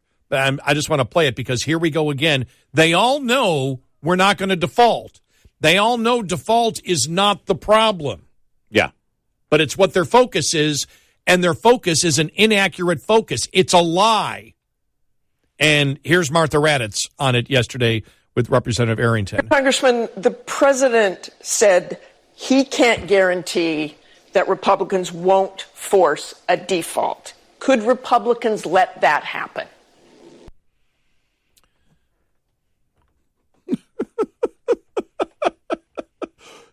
She's buying into it. She's buying into the entire thing. Will Republicans let that happen? Right. And this is, will Republicans let a default happen? She knows that's not an accurate statement from the president. Right. And saying, will Republicans let a default happen? Well, Republicans have nothing to do with having a default happening because that's up to the Treasury Secretary. Right. She would let the default happen. That's what the entire world is looking at, or especially the financial world. The markets are looking at Janet Yellen. That's why her answer to Chuck Todd was so important. It had to be right on point. Right. She's not about to say, "Hey, listen, I plan fully on breaking the law." She wasn't going to say that to Chuck Todd. And Martha Raddatz is doing the same thing that Chuck Todd was doing in his questioning. She's doing in her questioning. You're just repeating the talking points in a question form. Now, if you ask the question, if this debt ceiling doesn't pass, will we have to cut some funding, from some spending that was already appropriated? Yeah. And Right. You could say, yes, that would be correct. But they're not saying that. They're saying the president says that Republicans will allow this default to happen. There is no default. Right.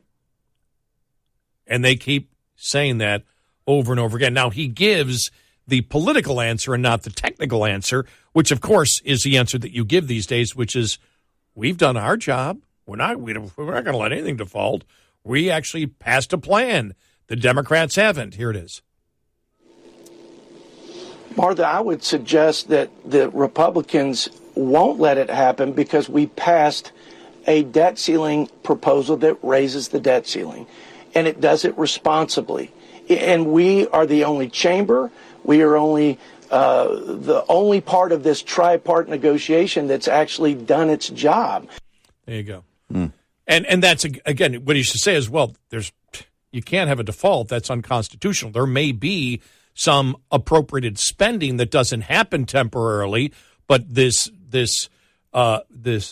delusion that's being promoted by the president, what it is, it's a lie, is wrong, and you're parroting something that he is stating that is inaccurate, stating as if it's would be Republicans' fault for a default. Yeah, Well, right. we've brought in over the last 2 months almost $1 trillion in revenue. Yeah. The interest has been the interest on the debt has been $121 billion out of almost $1 trillion. We can cover that. There may be some spending that we were planning on doing temporarily, which has to stop, and that's a decision of what would have to be. But we're not going to default on our debt, and I think it's wrong to panic the world as the president is doing. By the way, I'm doing this ad lib. I have no paperwork in front of me. Right. It's not so you should do both as Republicans. Number one, call the president out on his lie, call the media out on enabling the lie, and then go to the point saying, but then again, we're doing our job. Right. We don't want any of this to happen. We've actually passed a bill. We're wanting to negotiate. The president delayed until the very last second, and then he left that to his underlings, and he took off for Japan, and the Democrats are, not in town. Right. That's how you do it. Very simple. Yeah, we've done our part. There has been no real negotiation. We passed something. The Senate's gone. They left without doing something. If that was, of course, a Republican-controlled Senate, if it was the other way around and the Democrats controlled the House, the White House, the Democrats controlled the House and the White House was controlled by the Republicans and the Senate was Republican. Why did the Republicans run away from that would have been the Martha Raddatz question. Why did the Republicans in the Senate run away from their problem? Why did they go home without not even addressing it? That's the question. Why is the president's party abandoning him or handing him the ultimate power is the idea. Because, look, they're all repeating the whole, 14th Amendment thing. Oh, it's just amazing that, and the thing is, it never changes year after year, decade after decade after decade. Every time we come here, the left lies and says this is leading to a default, which it is not. No, it isn't. It is not a default. And they then they try to interchange debt and principal payments with bills to pay. Yeah. You notice that also. Yeah, right. There's a difference. And then when she said, well, there are some bills, Janet Yellen said that to Chuck Todd, there are some bills that won't get paid. You could see he got excited. Right. His eyes start fluttering. He's like, they start fluttering. Right. And he's like, well, then we will default. Well, no, we have to pay. That's not default. That's not default. No. That's cuts. And you would think that Martha Raddatz and Chuck Todd would know these things. Yeah, they do. They do. They're enabling the lie. Mm-hmm. They know the president's lying. Yeah. Martha Raddatz knows he's lying. But again, as we have said, they are not journalists. They are political activists. And just like we said a couple of weeks ago, they're looking for talking points from the president. They got their talking points. They're parroting the talking points as if they are true. Yep. When they are not. Yep. And, it's laughable if you're paying attention. If you're a critical thinker and paying attention, it's laughable. But it's how they get this whole fear-mongering thing to work for them. Right. They keep throwing this word default out there. Well, the world is going to implode. Why are the Republicans letting the world implode? But if you want to sit there and say, look, but we need to find out what's being cut, what spending will be cut, who will be hurt by this, that would be a legit concern. Yeah, sure. You would at least be talking the truth. Well, we're going to have to cut. Remember the parks? Remember they closed? Yeah. We're to close all the national parks. Yeah. Sorry, right before summertime. The bear out front should have told you. And then when they talked about things that were actually funded independently, by user fees or whatever, it's like you're closing down things. Remember during the Obama when stuff was closed down, and it was like, well, that's funded separately, or that doesn't cost any money. It would be like remember they put up barricades around some of the public monuments, or like right. Was it the Vietnam Wall? There was something where they put barricades up. They go, but this doesn't say the Washington Monument had something. There was something regarding that, or they put up signs or something. I forget what it was. I remember seeing the barricades, and it was like, yeah, but that doesn't cost anything. No, I think there was also something about the Vietnam Wall.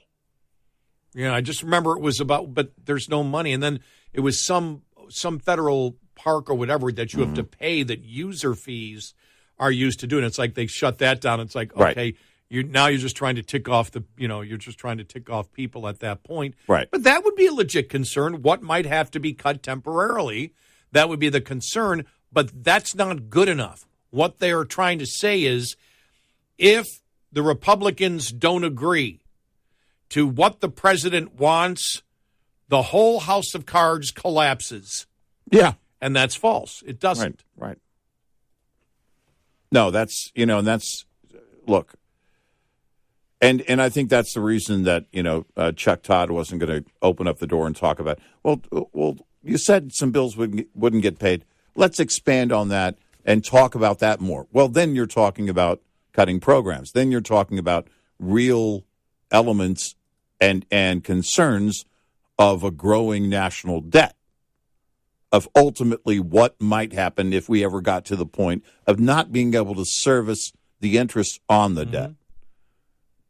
And, they don't want to start that conversation, because then you're talking about the issue. Right. Yeah, then you actually start talking about the issue. The one thing I saw there, I didn't know, to see that the interest on the debt was $67 billion in March, and then $62 billion in April. I'm assuming that's because of the rollover. It's a little bit different, because overall the interest rate will be going up year in and year out, because the amount of the debt is still there and the interest rate is still greater. So there must have been some type of rollover of certain debt that made it less in April than it was in March. But if you take that roughly $65 billion a month,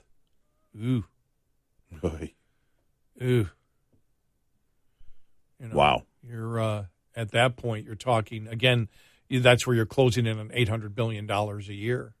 Yeah. You're That's in the 1 month. One month. I know. That's the thing that hit me, was 1 month, just interest on the debt. And it was... That's so scary to think about. That is so mind-boggling to think about. Yeah. $65 billion in a month.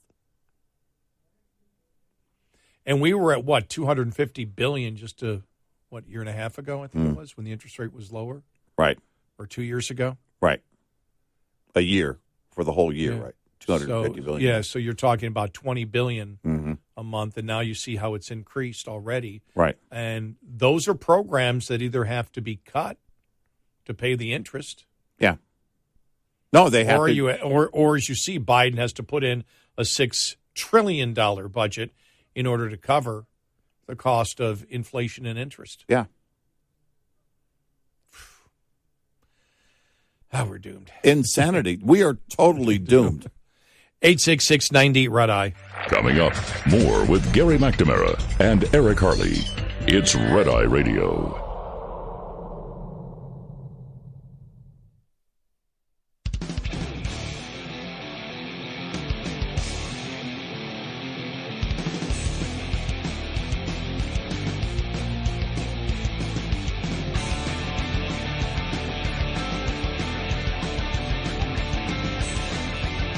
Red Eye Radio. He's Eric Hurley, and I'm Gary McNamara. Coming up following the top of the hour, we really have some amazing audio coming up. It's a perfect example of the politics of amplification, as I saw over the weekend. We are in the politics of rage and amplification. You don't attempt to convince somebody you're right. You don't get to the heart of an issue and explain why the other side is wrong. You simply scream, get in their face, and get louder and louder and louder on, in this case, a topic that, even though it has to do with transgenders, has nothing to do with the controversy of transgenders. Yeah. We'll get to that coming up. Plus, Associated Press poll out, most Americans only want the debt ceiling raised with deficit conditions. That's 63%. That mirrors the other poll we had last week that said the same thing. Yeah. We want to get to this story also. This should have been the number one story all weekend. I think the Republicans will bring this up. I don't think this is a story that will die, but it's the FBI improperly used warrantless search powers. The FBI improperly used warrantless search powers more than 278,000 times in 2021. That's FISA court filing reveals. It's got nothing to do with Democrats, nothing to do with Republicans. Right. Releasing this information. This isn't Republicans that came out with this information. This is the FISA court chastising the FBI again. And so we will get to that coming up here in a little bit. And also the travel advisory from the NAACP. All right. That black Americans warned about open hostility in Florida and the number of lies. As we said, the liberal black leadership in this country, that includes the NAACP, wants, in my humble opinion, blacks to remain in poverty. Right. Yeah. And they want them to live in the horrible conditions that many of them have to live in our inner cities today. It's been proven over the years, time after time. And we'll have the lies that they have on Florida coming up.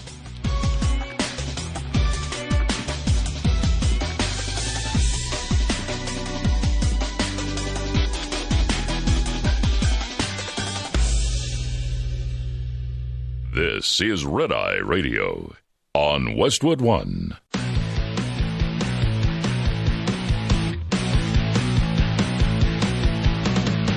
Now, it's Red Eye Radio. Gary McNamara and Eric Harley talk about everything from politics to social issues and news of the day. Whether you're up late or you're just starting your day, welcome to the show. From the Uniden America Studios, this is Red Eye Radio. All across America. That now Brittany Griner stands at attention when the Star-Spangled Banner is playing. Wow. Saw that over the weekend. Yeah. That now she stands and is proud to be an American. Okay. That's a little time in the Soviet gulag will That did it for me. change your mind a little bit. I was not a patriot until I spent 2 years in a Russian prison. Well, I wasn't a patriot, until I lived in New York. Yeah. Oh, wait a minute. Same thing. No, I'm sorry. I had a better one until I moved to Portland. Ooh, no. Can I go back to the Russian prison, please? We love you, all of our friends in Portland. Oh, everybody. We love you. Everybody knows that. We love you. It's a joke about all the very serious issues. Think about this. I've never lived in California, but I have lived in Portland, New York, and Illinois. Now, even when I worked in Chicago, I still lived in Rockford, and then I worked in Rockford. I loved anybody who remembers me when I worked they're an affiliate, WROK, when I worked at WLS in Chicago, knows how much I love Illinois. I mean, I just love it. Yeah. I mean, there's still times if I'm flying into Chicago, it's funny because I've lived all over the place, and it's like, where do you feel at home? Well, if I'm landing in Chicago, it sort of feels like I'm home. And, of course, if I land in Buffalo, it feels like I'm landing at home. When I fly into, DFW, which I do all the time, in order to get to my actual home, I feel like I'm at home. And that's just the coolest thing, to have numerous places where we actually feel at home. And I love living in all those places, but I know how much, I don't want to live under the mindset of the governments of the political party that controls either those cities or those states. I was having a conversation with my dad. Today, my dad, 90 years old. Oh, happy and birthday over to the you. weekend, we had his birthday party at the house. Great gathering with my siblings, and just had some great conversation. But we were talking, kind of got into the conversation about it. Because we always start out talking about fishing. And then it eventually goes to regulations.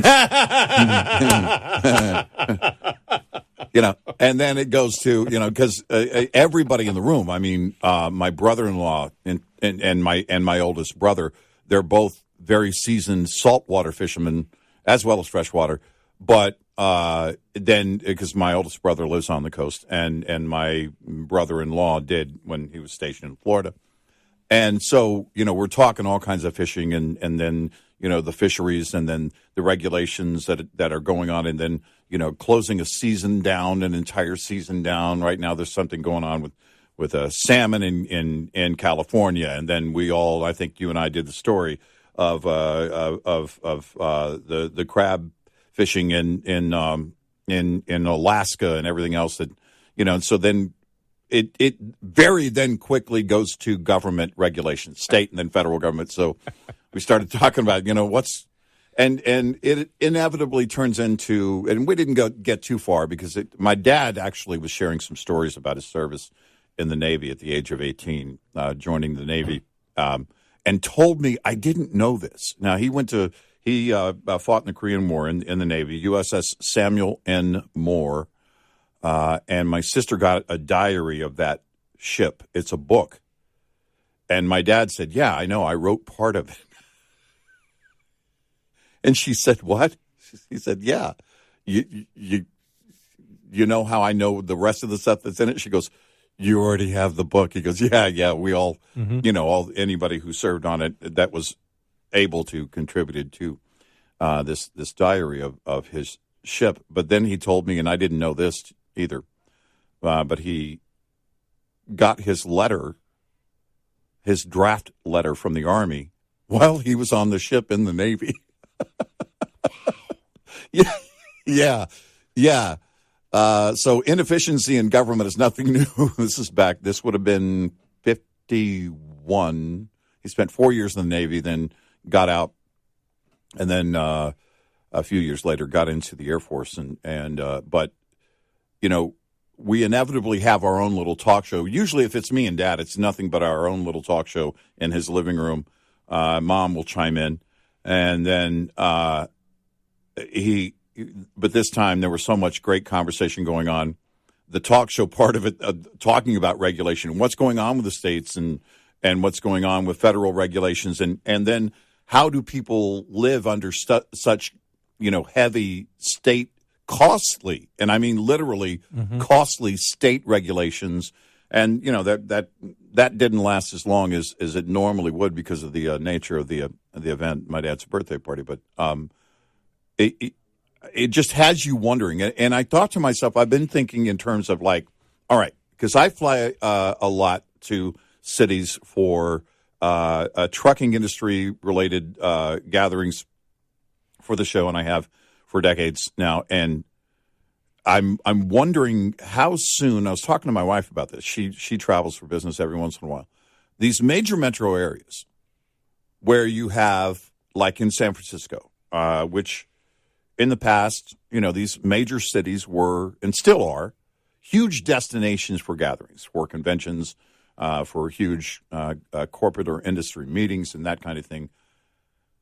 But how much longer can they do that? I mean, how much longer can they, or will people say, look, we're not going to, a company might say, we're not going to send our people there because a lot of them have said they don't feel safe, going into a downtown area of whatever it might be and staying there and not being from that area. We kind of have to consider the safety of our employees. So there are so many considerations here, first and foremost, for the people that live there that are, governed by all of this and more are leaving those areas. But also, as industry leaves, then how much of the visitors, the convention and all that stuff just starts to dry up because industry looks at it and says, we're going to have to pick other cities. We're going to look. Many of them are run by liberals, but the ones that are really in decay and I think under threat in terms of having a secure downtown area and feeling like you can actually, if you're not from there, that you can send your employees there and that they'll be safe while they're there. It's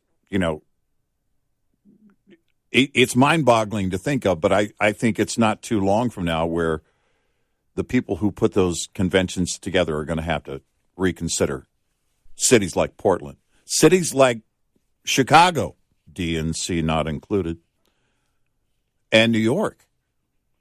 I mean, with those cities, there's still probably plenty of room, but it's not long. And if you're having a convention in a city like Portland, I really want to know what the feedback is for the people, the attendees, and the concern by those attendees. One of the things that I think of is commercial real estate. I've got some friends that work in commercial real estate. They work in Texas, and Texas is booming. Texas is still, doing very well, and a lot of companies, you see almost every week there's a company from California moving to Texas. Right. I mean, I wish I was exaggerating, but and the thing is, when I say wish I'm exaggerating, I say that because if California, Illinois, and New York, just to give you three examples of three major states, if they do poorly economically, it drags everybody down. They're hurt the worst. Yeah. But it does drag the entire economy down. You want all your states to be as healthy as possible. That's what you want. Right. And, in any capitalist society, you want all sectors to be able to offer something that is unique, different, because that's what capitalism does. It finds, it puts the capital where the strengths are for whatever you particularly do. Yeah. And that's why you see, again, the tentacles of capitalism all over the world, because it's where is the strength? Where is it? Where do you go? And so if California doesn't do well, and Illinois doesn't do well, and New York doesn't do well, not only is it the suffering of the people there, but it's overall your economic health of the entire country is hurt by that. Did you see some of the numbers of the people that moved from like New York City? Yeah. Just amazing. There's survey out on that and the number of people moving from, California, New York City, Los Angeles, right. San Francisco.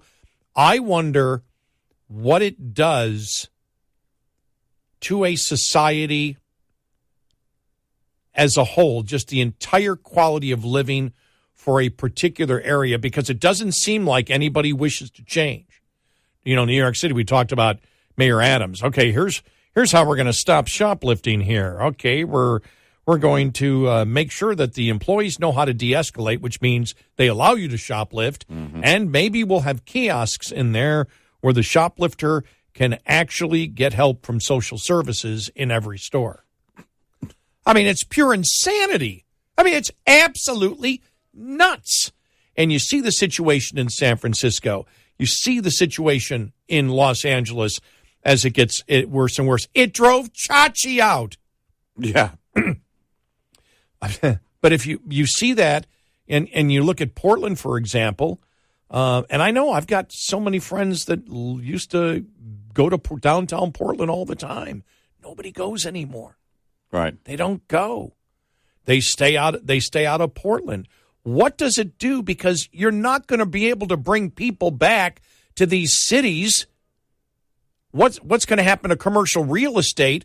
People don't want to live there. Now, I know there's a lot of places where they're taking a lot of these buildings and turning them into, multi-use apartments, condos, offices. They're doing a bunch of different things with them. But if you're in a city where the crime is extremely high and inflation is through the roof and taxes are through the roof, there's such a concern for the people of those cities, because I've lived in liberal cities. Yeah. I've lived in Portland.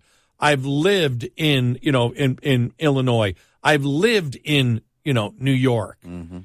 And they're all great places. And there's so many great people. And you just wonder how, and that's why I always put the warning out for, like, in Texas. I go, don't assume anything is safe. Right. Don't assume anything. This fight is going on. I don't care whether it's culture wars or economically speaking, these fights are going to continue until I'm, dead and gone 500 years. Mm-hmm. Mm-hmm. And so there's going to be a long, hard fight, and we see that the left is willing to fight for their insane ideas, and they are insane. Right. Yep. And so I look at these great American cities and just say, what in the world's going to happen to them? What are they going to be like 20 years from now? They have to change. There are just things that work and things that don't work. Economically speaking, scientifically speaking, and you can't go against it consistently. And when they fail, say, oh, okay, then they're failing because we have to triple down on it and quadruple down on it. Mm-hmm. No, they're failing because they don't work. Right. Well, when you see that, when the people are leaving and the companies are leaving, then it tells you, all right, this is more than just about corporate regulation or corporate taxes or anything else. This is about the safety of people. Do I feel safe living here with my family? Do I feel like I can afford to live here with my family? What does my future look like if I stay here? In 2018, I was completely wrong. I said the Democratic Party has to moderate. Yep. Nope. They have to moderate. They can't. They won't. Nope. They absolutely, doesn't matter how much it fails. It seems like nothing's going to change them. Right. No, I think they're more determined than ever. 866-90 Red Eye. Hi, I'm Jen Loomis, a transport safety expert at J.J. Keller, and I'm here to share a tip on compliance, safety, accountability. To determine a driver's compliance, safety, accountability, or CSA score, safety event data is recorded and compared against that of other drivers. Drivers are given a CSA score, but unlike motor carrier scores, driver scores are only visible to enforcement officers during an audit.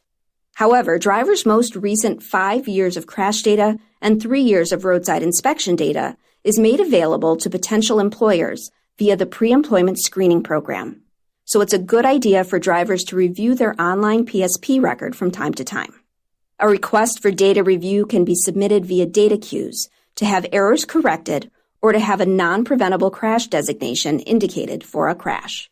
In the event a current or previous carrier is audited, records on drivers with high CSA scores will be targeted first, but individual drivers are not subject to CSA interventions like motor carriers. This tip was brought to you by J.J. Keller & Associates. Visit us at jjkeller.com. Lines open for your calls. 866-90-RED-EYE on Red Eye Radio.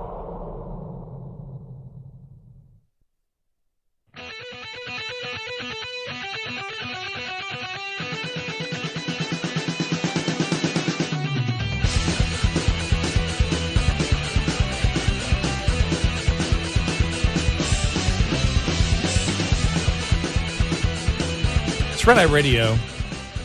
He is Eric Harley, and I'm Gary McNamara. Coming up following the bottom of the hour, the NAACP issues a Florida travel advisory that it's hostile to black Americans. We'll get to the specifics of that. I mean, of course, it's a game being played by the liberal black leadership in this country, and we will go through the lies that they tell about Florida. You know, it's interesting because we have said, you know, some of the identity politics that's practiced by the Democratic Party and the NAACP is about, judging people by groups. You and I remember when that local NAACP leader went after Tim Scott. Yeah. Representative Tim Scott. Mm-hmm. The first identity politics of the modern identity politics movement in this country was racism against blacks. They attacked conservative blacks. It really started, I believe, in, you saw it with Judge Clarence Thomas, and then you saw it with many when modern talk radio really arrived in the late 80s, early 90s of black conservative talk show hosts. Yeah. That's where the attacks came, that they weren't legitimately black, because whether it's the Democratic Party or the NAACP, they are promoting the fact that non-racism is all people of the same color skin having the exact same mindset and thought process. You can't be autonomous. You can't have independent thought. You must agree with this, or you are not genuinely black. So the liberal black leadership in this country, that includes the NAACP, has been against allowing blacks in some of the highest crime areas, law-abiding blacks, to have the same Second Amendment rights as people in the suburbs. It's the liberal black leadership that includes the NAACP that has been against giving school choice to people in the inner city, many of whom are black, where black parents, the polls show, overwhelmingly support it. Right.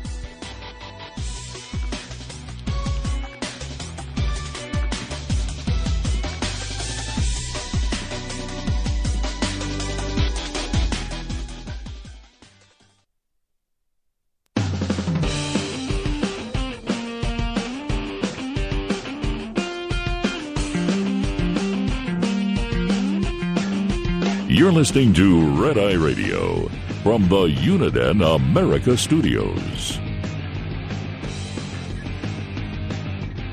It's Red Eye Radio.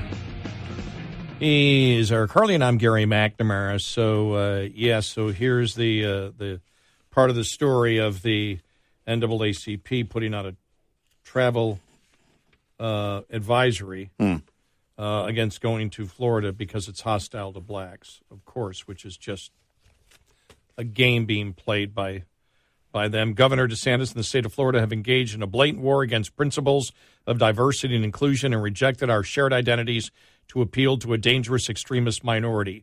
We will not allow our rights and history to be held hostage for political grandstanding. The NAACP proudly fights against malicious attacks in Florida against black Americans. I encourage my fellow Floridians to join us in this fight to protect ourselves and our democracy. They then go on to provide a list of risks faced by blacks visiting Florida. Please be advised that Florida public schools will not teach your children accurate African American history, which includes a history of enslavement, segregation. That's a lie. That's a lie from the NAACP. That's an absolute lie. What they're saying is accurate African American history. No, they're not going to teach the 1619 Project that has been debunked thoroughly. They're not going to teach critical race theory, which is identity politics, which judges people by groups and not individuals. No.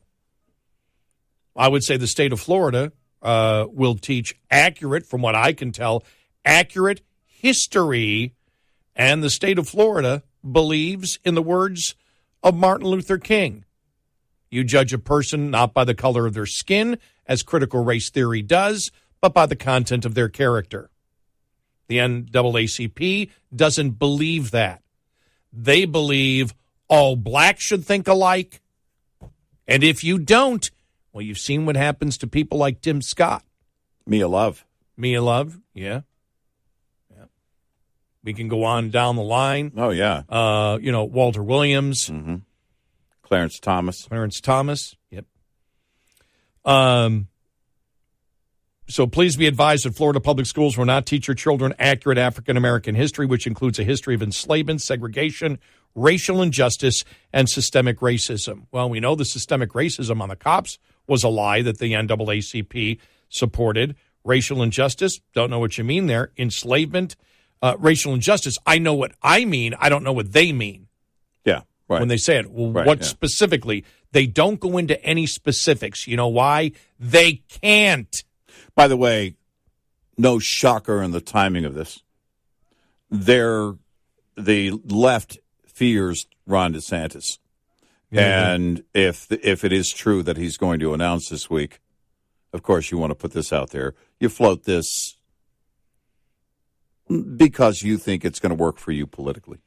Please be advised the state of Florida does not value diversity, equity, and inclusion in Florida schools, colleges, and universities. That's DEI. Thank God they don't.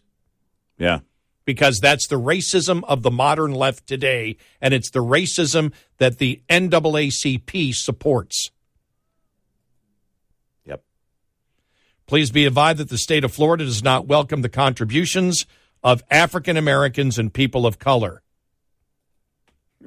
Based on now you're not even relating to anything. You're just making it up. Yeah. You're not even taking something that exists and perverting its meaning. You're just making stuff up as it goes along. Well, that isn't enough. We need to make something up. Well, I mean, if you're going to do it, you might as well go the full measure, right? Right.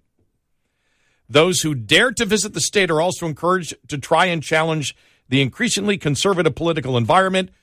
If you do decide to go to the state of Florida, please be aware of the open hostility towards African Americans and people of color. Where? Yeah, where is it? Where? Be specific. If you decide to go to the state of Florida, please advocate for legislation that supports diversity in all aspects of education. DEI? Why would you wish to be a racist? Right. If you decide to go to the state of Florida, please advocate for the right to peacefully assemble and protest any unjust laws or actions across the state. Where has peaceful assemble and protest been banned in the state of Florida? No, you just make it up to make it look like something horrible is going on. The NAACP lying again. Mm-hmm. If you do decide, this is the one I love, because they're still hanging on to this one. Mm-hmm. Got to hang on to this one. If you do decide to go to the state of Florida, please advocate for the protection of African Americans' right to vote. Yeah, no, that's still has to be in the playbook, right? Right, you got to throw that in, even though that's been debunked how many times? Right. The NAACP in 2023 is against progress for blacks. Right. Oh, you know the thing? Did you see the thing is, too? They said that constitutional carry in Florida is harmful to blacks. Yeah. They don't. I'm telling you, they don't want school. We said this a long time ago about the NAACP. They're part of the liberal black leadership that does not want school choice. School choice is something that if you take the polling on it, it's the same. Blacks, whites, whatever. Extreme approval for school choice. The NAACP working against school choice to ensure that blacks stay in a failed monopoly of an education system. And there it is, right there, the NAACP against constitutional carry. They say it will disproportionately harm black Floridians. Excuse me? No, it'll do the opposite. It'll ensure that everyone who is a law-abiding citizen has the same constitutional rights, irrespective of whether they come from a high crime area or a low crime area. That law-abiding citizens, irrespective of their skin color, get the same Second Amendment rights. They view that as a negative. Understand that if the NAACP doesn't care about your education or the ability of you to protect your life, then you tell me, if you're a liberal, just what the hell the NAACP cares about. What is the left in general fighting for in your interest? Truly fighting for? Why is it that they would have to make things up? Yep. Why does the NAACP have to lie?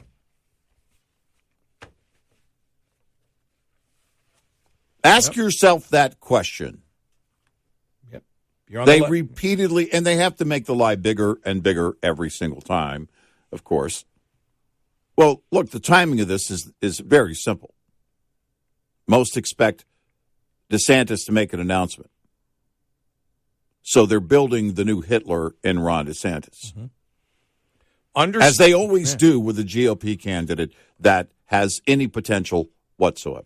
Understand that the NAACP, being part of the liberal black leadership, were some of the first to attack blacks and conservative blacks and insist that blacks must all have the exact same mindset, and any deviation of that is a betrayal of your race. You cannot be autonomous. You cannot be a self-critical thinker. You abide by the line, or you're a traitor to your race.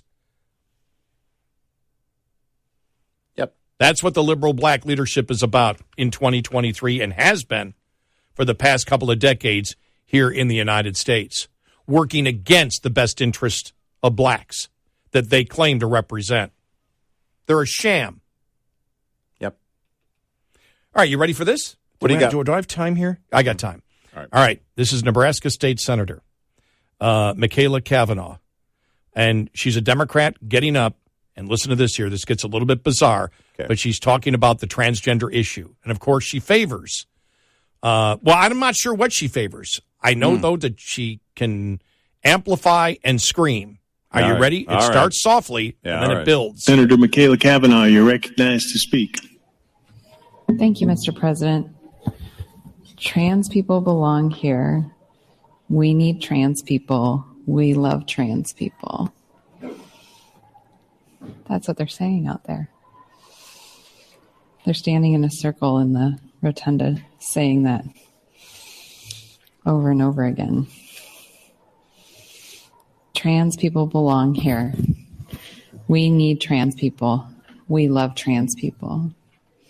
Trans people belong here. We need trans people. We love trans people. Trans people belong here. We need trans people. We love trans people. Trans people belong here. We need trans people. We love trans people. Trans people belong here. We need trans people. We love trans people. Trans people belong here. We need trans people. We love trans people. Trans people belong here. We need trans people. We love trans people. Trans people belong here. We need trans people. We love trans people. Trans people belong here. We need trans people. We love trans people. Trans people belong here. We need trans people. We love trans people. Trans people belong here. We need trans people. We love trans people. Trans people belong here. We need trans people. We love trans people. Trans people belong here. We need trans people. We love trans people. Trans people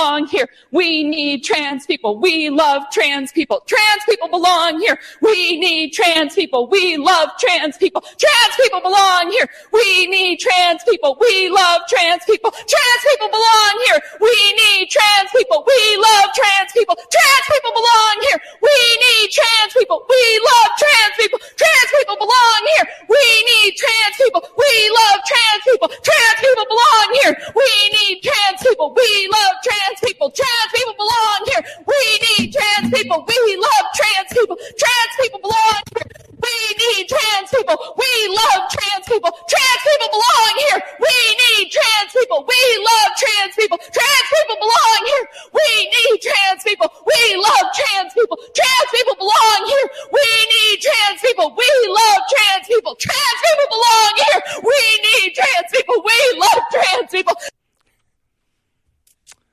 Nebraska State Senator Michaela Cavanaugh, I think it was Jonathan Turley, said a perfect example of the politics of amplification and rage.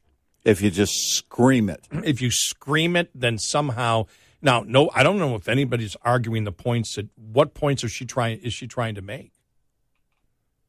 I love all people, but what's your argument? What are you debating? What are you insisting that law become? That's what we're debating. She can't do it. She actually believes that's helping her cause. It's a type of virtue signaling. Yeah. If really I just repeat this over and over and then shout it, then I'm going to demonstrate to you that I care more. But what I did like about it, though, it did remind me of a Foo Fighters song, Waiting for a War, that slowly starts off at the end and builds and builds and builds and builds and builds and builds till the end where, and Dave going crazy on the guitar. But that actually has a purpose, and that's a piece of art. And it's actually creative. Oh, that's creative. This is actually more performance art than actually a debate that she's having, attempting to convince people that her side is right based on the specifics of the issue. She can't do that, so she has to scream. Well, it's the Karen approach. And they're behaving like a child throwing a tantrum because the child thinks they're going to get away with it, and sometimes a parent lets them get away with it, and they think they're getting away with it, but they look insane. She does. 866-90-RED-EYE. Get in touch with Red Eye Radio, toll free at 866-90-RED-EYE.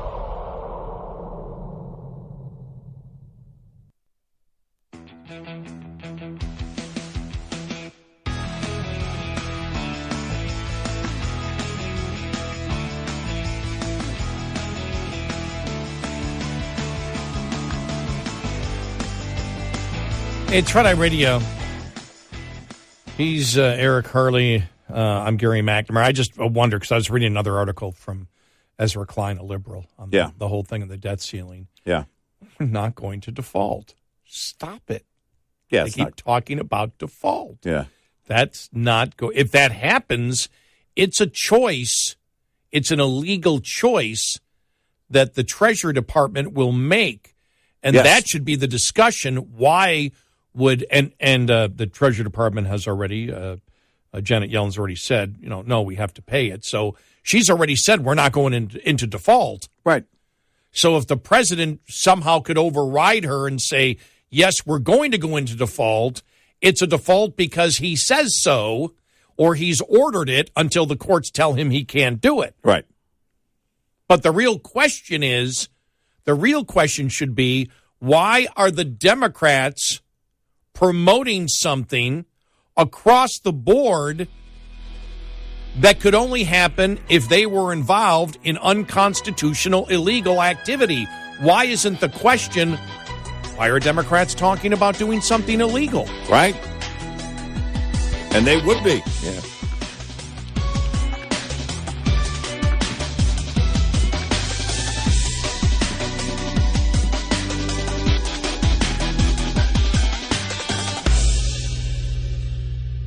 This is Red Eye Radio on Westwood One.